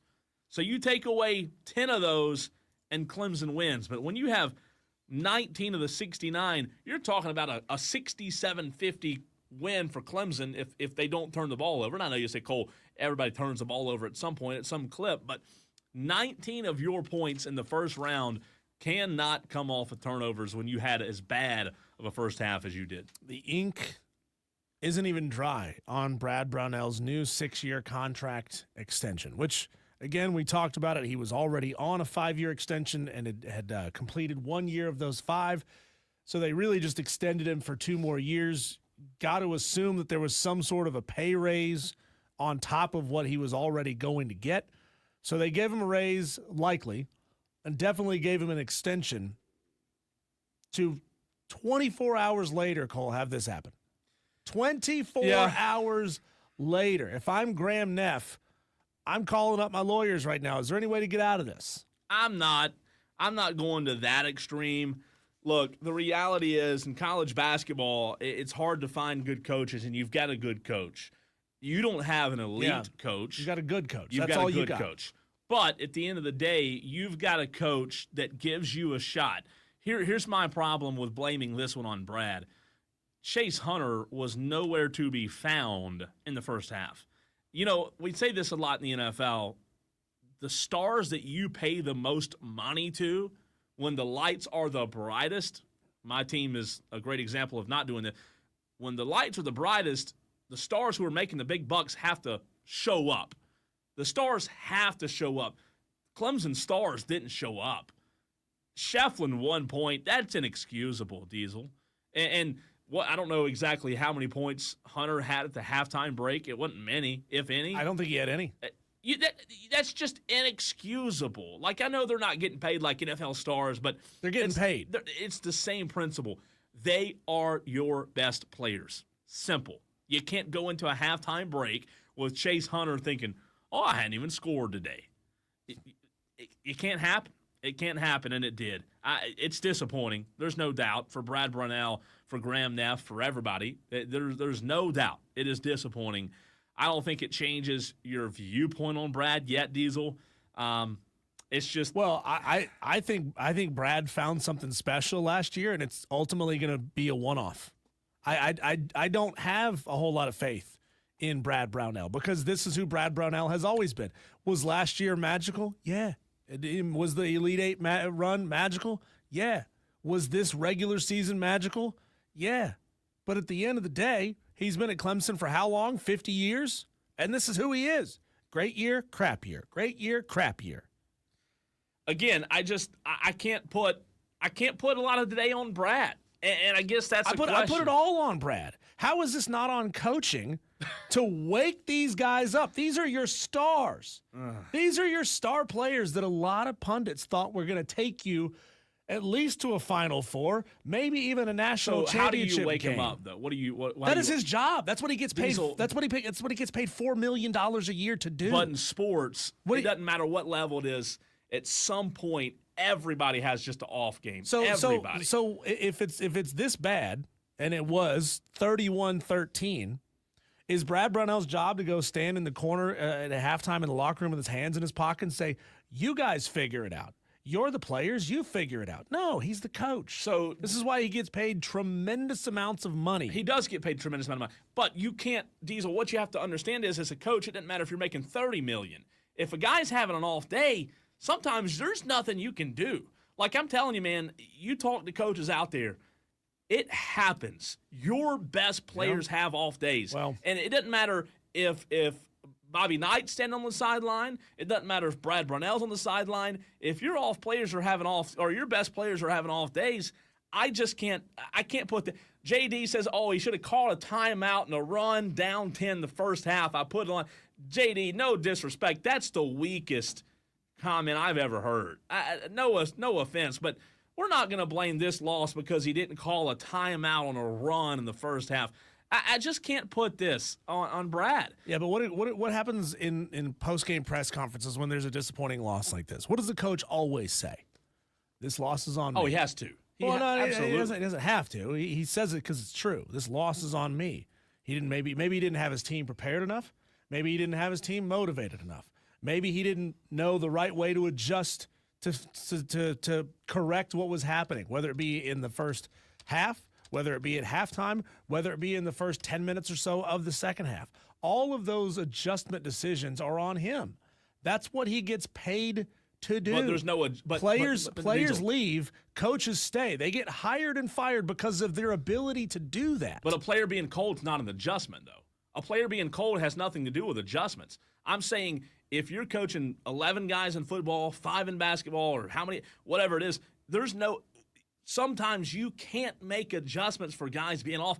Aaron Judge sometimes goes 0 for 4. It's not Aaron Boone's fault that Aaron Judge goes 0 for 4. Sometimes your best players have off nights, and that's exactly what happened. Am I saying none of this falls on Brownell? Absolutely not. There's always blame on the head coach. The buck stops with him. I'm just saying when Shefflin has won and Chase Hunter doesn't show up in the first half and he's back there eating nachos and peanuts in the hospitality room, I don't know. I can't put that on Brad. Now, there are other areas and moments when you sit down and go watch this game on film where you might say Brad could have done this one differently. Brad could have done this differently. I just think at the end of the day, your stars have to show up, and Clemson's didn't. They did. It's embarrassing. It is. A live look at what's going on out in the rest of the games that are being played. Here, let me hit refresh on my browser here because it's not doing it automatically for some reason. ESPN's not. BYU 75, VCU 63 with 1:33 to go in the second half of that game. So 12 points with BYU, a minute and 33 baby. to go. BYU, yeah, you Diesel. got him in the national championship. They're on the let's see. NBA championship. Thank you. Gonzaga is handling Georgia. That's the 8-9 matchup. Gonzaga, the 8 seed, Georgia, the 9 seed. 66-48 with 11:42 to go in the second half. 6:50. We are now, 25 minutes away. 25 minutes away from Wofford, Tennessee. What if, Cole? I mean, is this the win that the Upstate needs right now? The Upstate needs Wofford to go out there and beat Tennessee. I mean, the Upstate really needs this, because this would be, number one, another huge upset to take some of the heat off of Clemson. if Tennessee lost to Wofford today, that would now be the biggest upset in this tournament this year. So it would certainly take a lot of the heat off. But, man, the Upstate needs some positivity right now. Right. South Carolina had a bad season. Clemson got embarrassed in the NCAA tournament. They need Wofford to perform well. So we do have some immediate breaking quotes from the presser from Chapel Fowler of the state newspaper.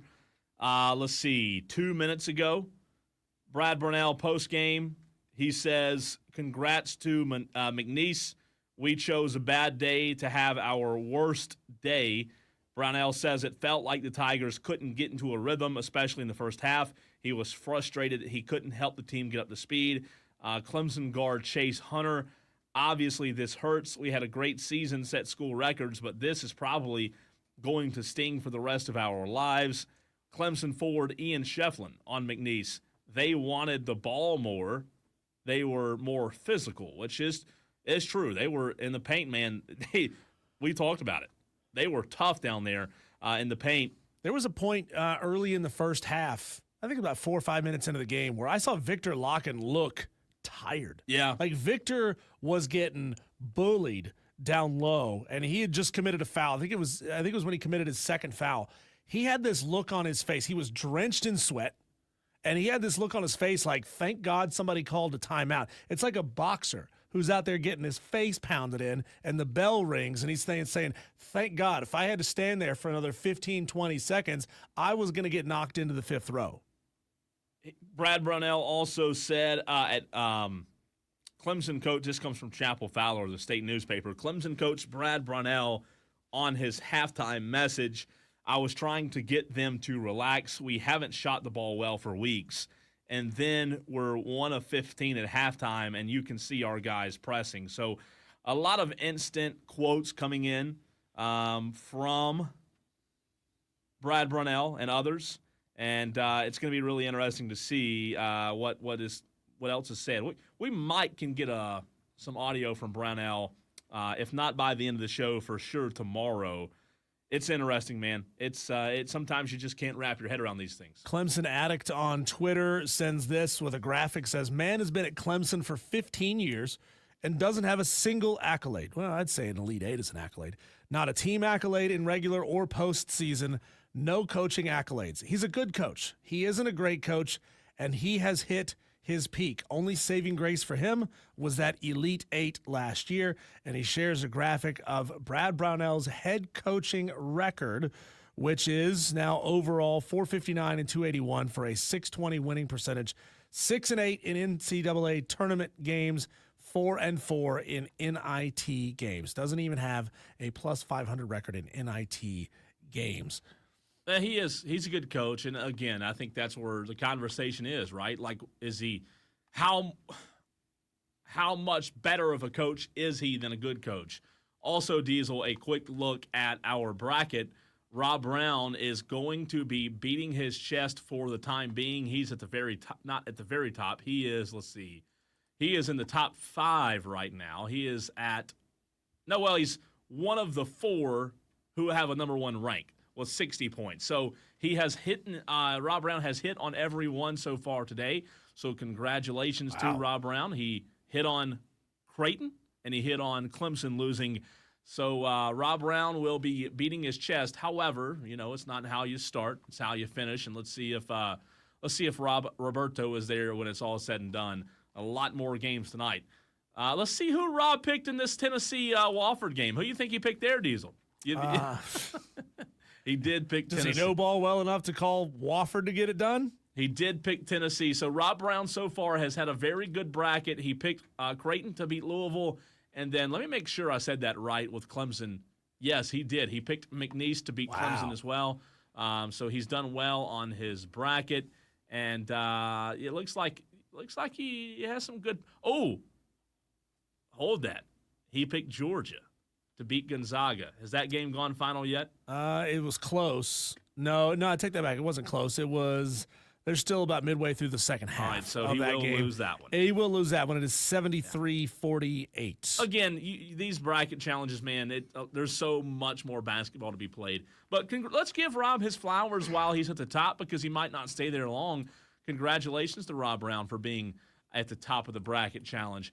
Hurricane Jeff says on the Hub City Spartanburgers text line, they started making their run when they started going up tempo. Brad Brownell could have instituted that earlier in the first half. Hurricane Jeff bringing that point up on the text line. Let's see. What is this text? This is a long text from the 431.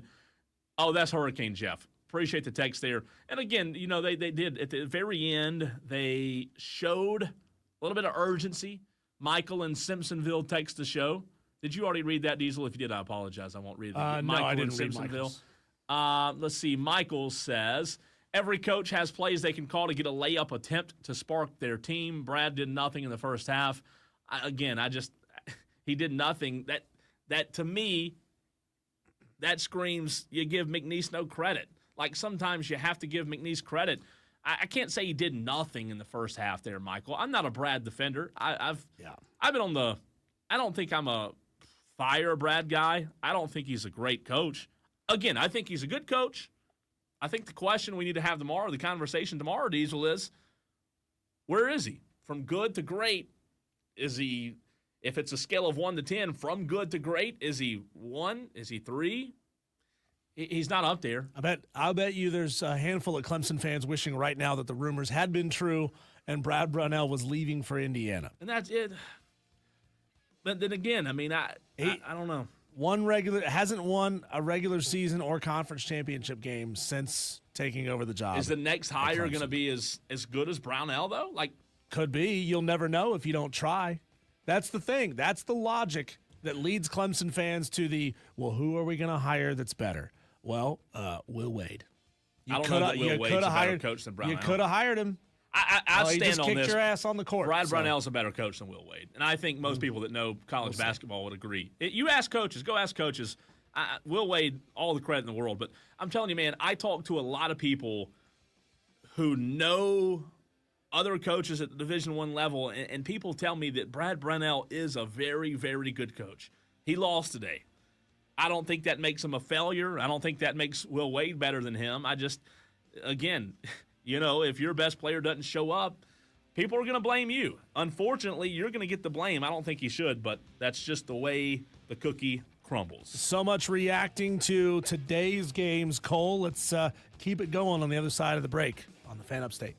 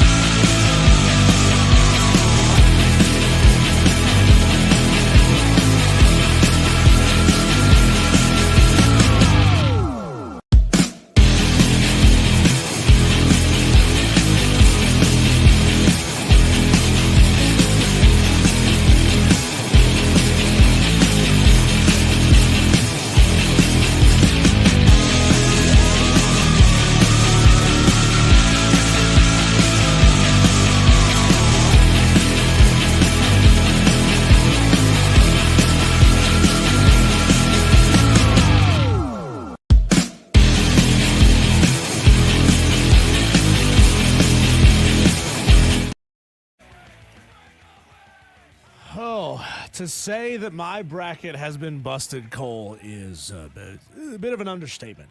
It hasn't been busted. It has been demoed, bombarded. It has been carpet bombed. It has been absolutely effed, if you want to put it bluntly. Let's find Diesel on here. I had Louisville making their way all the way to the Elite Eight. Obviously, that is not going to happen. Yep. I had them beating Auburn in the second round. And Auburn, obviously, they handled Alabama State pretty easily. So I'm not going to have the opportunity to score any points on that one. What was your name on the bracket? D's the Knees? D's Knees. Oh, I found you. You are pretty tied far for down there. 94th. Yeah, that's not good. With 40 points. Out of what, 110, 115? 122. But it's early. I'm trying to help you out there. I'm in the top 25th percentile. I'm trying to help you out. I'm in the top 75th percentile. I'm 24th, which is not bad. There you go. I've lost 2. I have 50. I've always said football is my game, and I did well at the wire-to-wire upset picks challenge. You did well. I didn't. You did very I didn't do well. I never do well in brackets. So, there's a lot of basketball to cover. There's still a lot of basketball to go in this NCAA tournament. Big games, tipping off every half hour on the half hour. So there's just so much going on out there. It's hard to keep track of everything that's happening. happening. I'm going to do tonight is watch basketball. Gonzaga is up 81-58 on Georgia, and you said Rob Brown chose Georgia for the upset. SEC. SEC. It's not going to help me any because I also picked Georgia to beat Gonzaga. I don't know why I was thinking you picked the Zags. I thought their size was going to get it done. At 6:50, so here in just about 20 minutes, Wofford, Tennessee will tip off. That one being played at Rupp Arena in Lexington, Kentucky. I know that's got to chap the ass of a lot of Tennessee Volunteers fans that they have to play their first-round game at the University of Kentucky, but it is what it is. You know what, though? I've got some good I don't know. It might last 2 minutes. It might last 3, Diesel. I've got some good juju around Wofford tonight. I think they'll keep it Do they cover? within, what's the spread? 18.5. No, I don't know. I don't think they do. I don't think they do. Brutally honest, huh? VCU mounted a decent little comeback in the second half, fell to BYU 80-71. I had VCU winning this game. I'm getting obliterated. Oh, BYU? Yeah. So let's see. So far, I've gotten Creighton wrong. I got BYU right. So I was 1 for 1. Yeah. McNeese wrong. So I was 1 for 2. Purdue right, 2 for 2. Wisconsin 3 for 2. Auburn 4 for 2. Houston 5 for 2. So I'm 5 for 2 with how many games? 1, 2, 3, 4, 5, 6, 7 more games tonight, and there are Georgia Gonzaga. It's not over, but it's over, right? Yeah, I got Why Louisville was your wrong, VCU wrong, Clemson wrong. So I've gotten 3 incorrect to this point.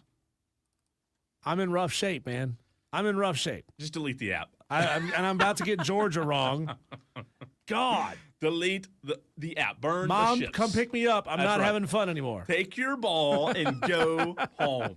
Let's go to the phone lines. 844-FAN-PHONE. That's 844-326-3663. Scotty from BMW wants to chime in. What's up, Scotty? Hey, guys. I just wanted to talk to all the Tolos out there to rally up the troops so we can beat the Rob Brown Armada. Well, we're not doing good right now. Hey, it's about numbers. We have many more numbers than they have. This will be better than Brad Brownell's halftime speech, that's for sure. Hey, the Rob Brown, Zoe, and the Armada out there. Hey, remember what happened to the Spanish Armada? History's about to repeat itself. Tolo, let's win this. Put W2W behind your bracket name. Tolo Nation. Let's show the morning drive how prime time does it. Let's go. Let's go, Love Scotty. it. I like it. Love it. Appreciate the phone call, Scotty. Scotty, do you have any halftime adjustments for us? We do Man, need I some haven't even halftime. watched it, man. I've been cooking all day. Wait, what? Cooking what? Wait, well, cooking legal things? Oh no, man! I did some steaks on the oven. You know, seared some steaks and did some chicken legs in the air fryer, nice and good with Tabasco sauce in the bag to give that nice little flavor on the end. Man, we know Diesel and I know where we're headed when the show's over, right? Oh, anytime, y'all. Anytime. Thank you, Scotty. Thanks, Scotty. I like it. So right now, Diesel, here's the situation. Rob and Mizra's Rob. You mean Mrs.? Yeah, Ms. What did I say? Mizra's? Yeah, Mrs. Rob. Rob and Mrs. Rob have the 1 and 2 locked down. So they're both at 70 points. And I'm looking, they have a max of 19-20, which is good. They're leading right now. Rob and Mrs. Rob. Rob's wife, I would assume, right? We're pretty certain that's who that is.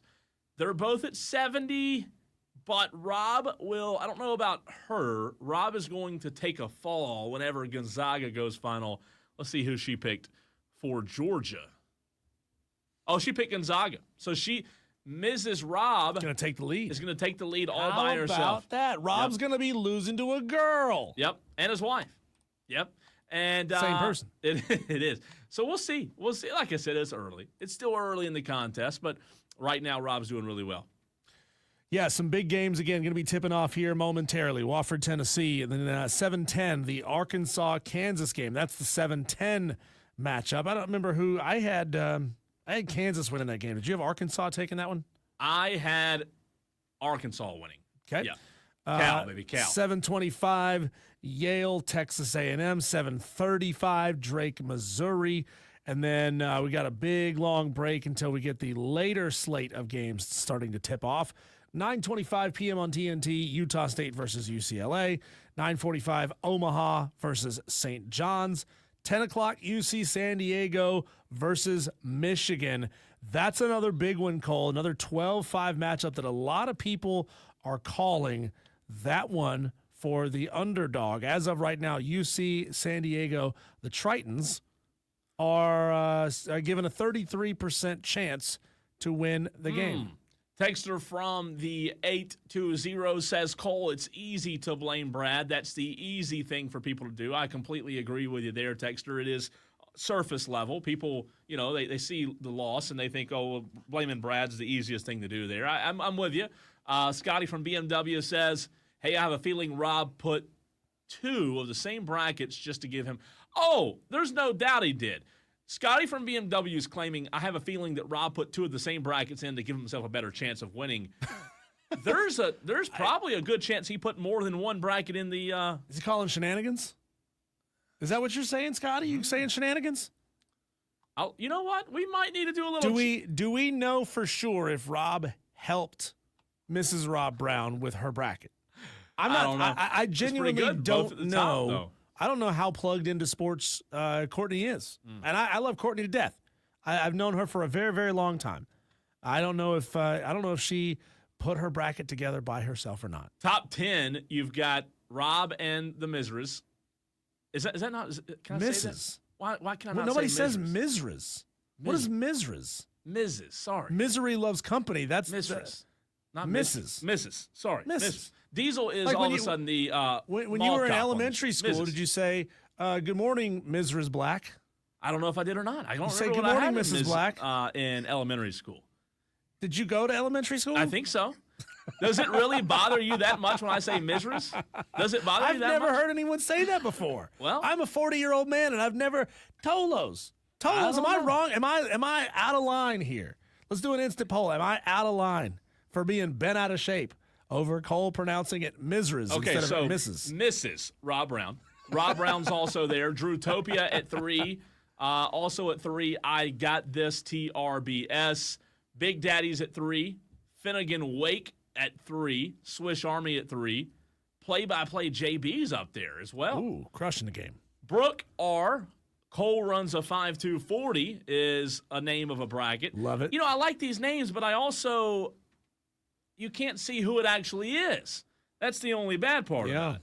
Tolo Yardbirds in the top 10. Waffle House Luke. That's a good name. I like that. See, you put the funny name in with your real name. Lefty Tigers top 10. Professor Lester. Top 10. Kevin Boggs. How about that? Logan. I'm telling you, man, we got a lot of brackets. I am very impressed with our Tolos and just how many brackets were filled out in this thing. Yeah, so you're right. Rob and Mrs. Rob, 70 points. Just 10 points back. Drewtopia, Finnegan's Wake, Swish Army, Play-by-Play JB, Tolo Yardbird, Cole runs a 5.240, question mark. I do like, I don't know if you caught the question mark earlier. So look, we got a lot of Tolos who are right there in striking distance, 10 points back. There's still a lot of basketball to be played. I think tomorrow's going to be my day. Day 2, I'm going to turn this franchise around. I vow it, Tolos. I like it. Yeah. And Rob is going to slip on a banana peel or something tomorrow. He's going to stump his toe. Yeah, we do. He's going to wake up tomorrow with a sore throat, and he won't know why, and it's because of all the cockiness. Texter from the 517 says Cole is definitely saying it right. Okay, thank you there, What? Texter. Diesel scolded me for that. Who are you, Texter? 517. Who hurt you? No, I'm just saying you acted like you were. I have never heard that before. Well, you're quick to correct, but look at the Tolos back in. Well, one Tolo. If it was Mizra's, it would be MSRS. It's just MRS. Let's see. The 820 definitely heard Mizra's, like you said it, Cole, many times. Never heard it. So 2-0. 2-0. I'll accept my apologies at 25 Garlington Road. But we have one more segment coming your way, Tolos, the last one of the show today, getting you set on what's going on tomorrow in terms of the Friday slate. Also, we hadn't even mentioned this today, but there are 2 huge, massive college baseball series happening with both in-state teams this weekend. A top 10 matchup up in Clemson, South Carolina on the road. Number 3, Arkansas. We'll touch on that as well tonight, maybe a little bit in this segment, and tomorrow right here on the Fan Upstate.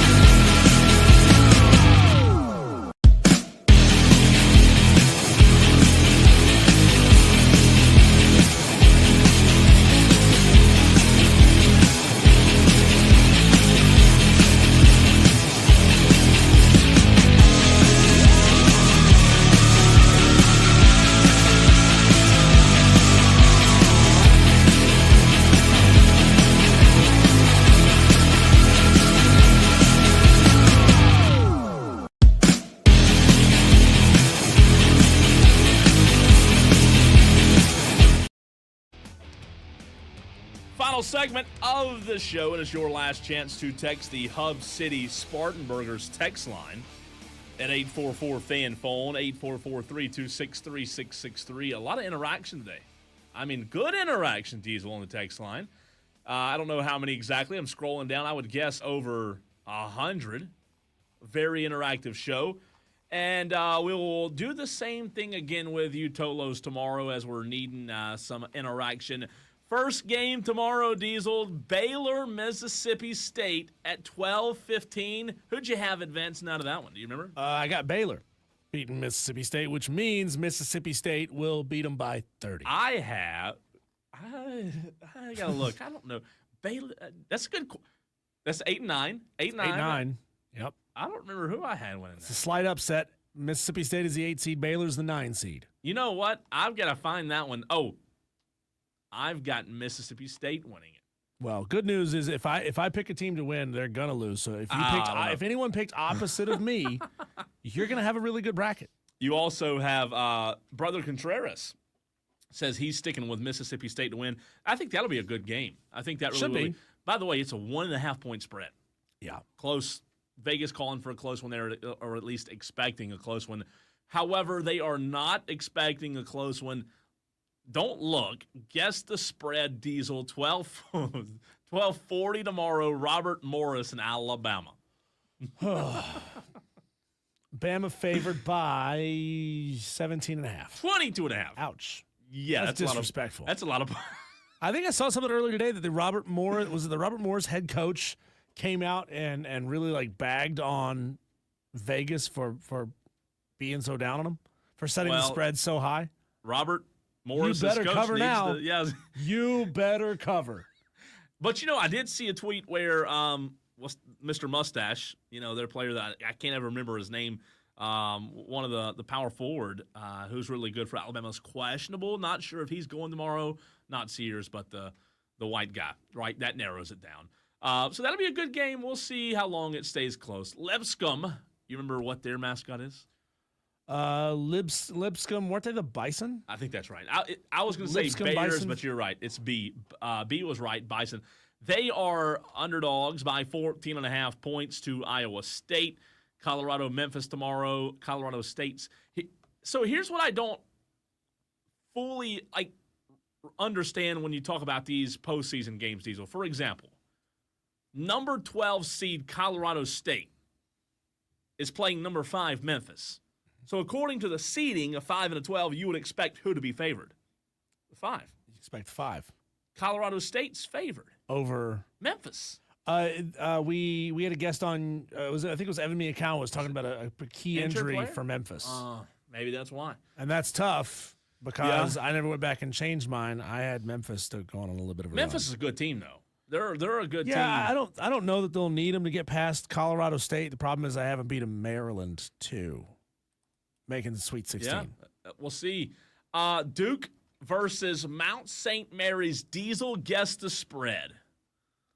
Mount St. Mary's versus Duke. 29.5. 32.5. Ouch. Come on. These are some big spreads. Come on, some Vegas. really big spreads. It's disrespectful. So here's another one. Just like the example I was using, Diesel, Ole Miss is the 6 seed. North Carolina is the 11. North Carolina's favored. Really? Yeah. I mean, they played lights out played good. against San Diego State. But to be favored, Ole Miss, good team. Good coach. Chris Beard knows what he's doing. Better be Ole Miss because I got Ole Miss. I got Ole Miss. Another whopping spread tomorrow. Florida favored over Norfolk State by 28.5 points. Ouch. Kentucky's favored. Kentucky's over Troy 11.5.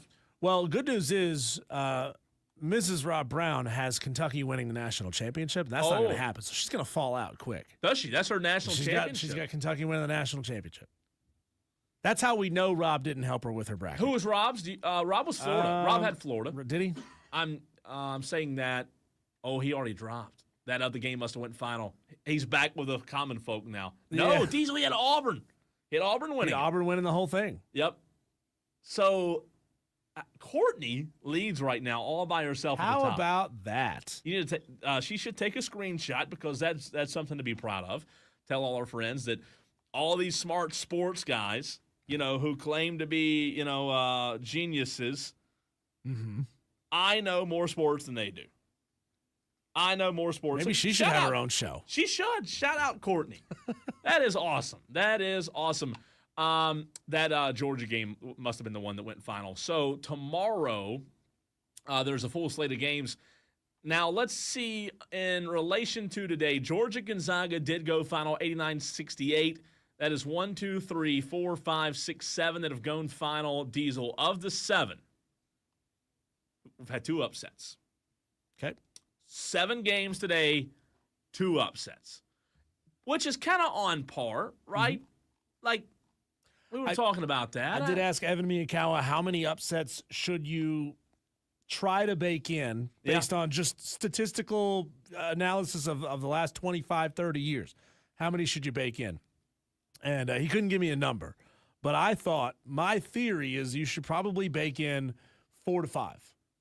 Yeah, I like that. And maybe more like 3 to 5. But 3 to 5, you bake those in, you're going to get some big ones. By the way, here we go. Wofford, Tennessee is underway. And look, you know me, I'm pulling for Wofford. Absolutely would love to see them pull off what would be, you said it earlier, probably the biggest upset ever, right? And Tennessee's already leading 3-0. That's over. So just like that. Look, just calling a spade, Diesel, this is an incredible challenge for Wofford. This is an incredibly tall task to see if they can be able to knock off Tennessee. It's going to be tough. Tall task sounds like the henchman nickname in an Austin Powers basketball movie. It does. Tolos, it's been a blast hanging out with you today. We'll do it again tomorrow, hopefully with good news about a Wofford victory. We'll see. Tennessee scores again. They go up 5-0 with 18:24 to play. Tolos, talk to you tomorrow.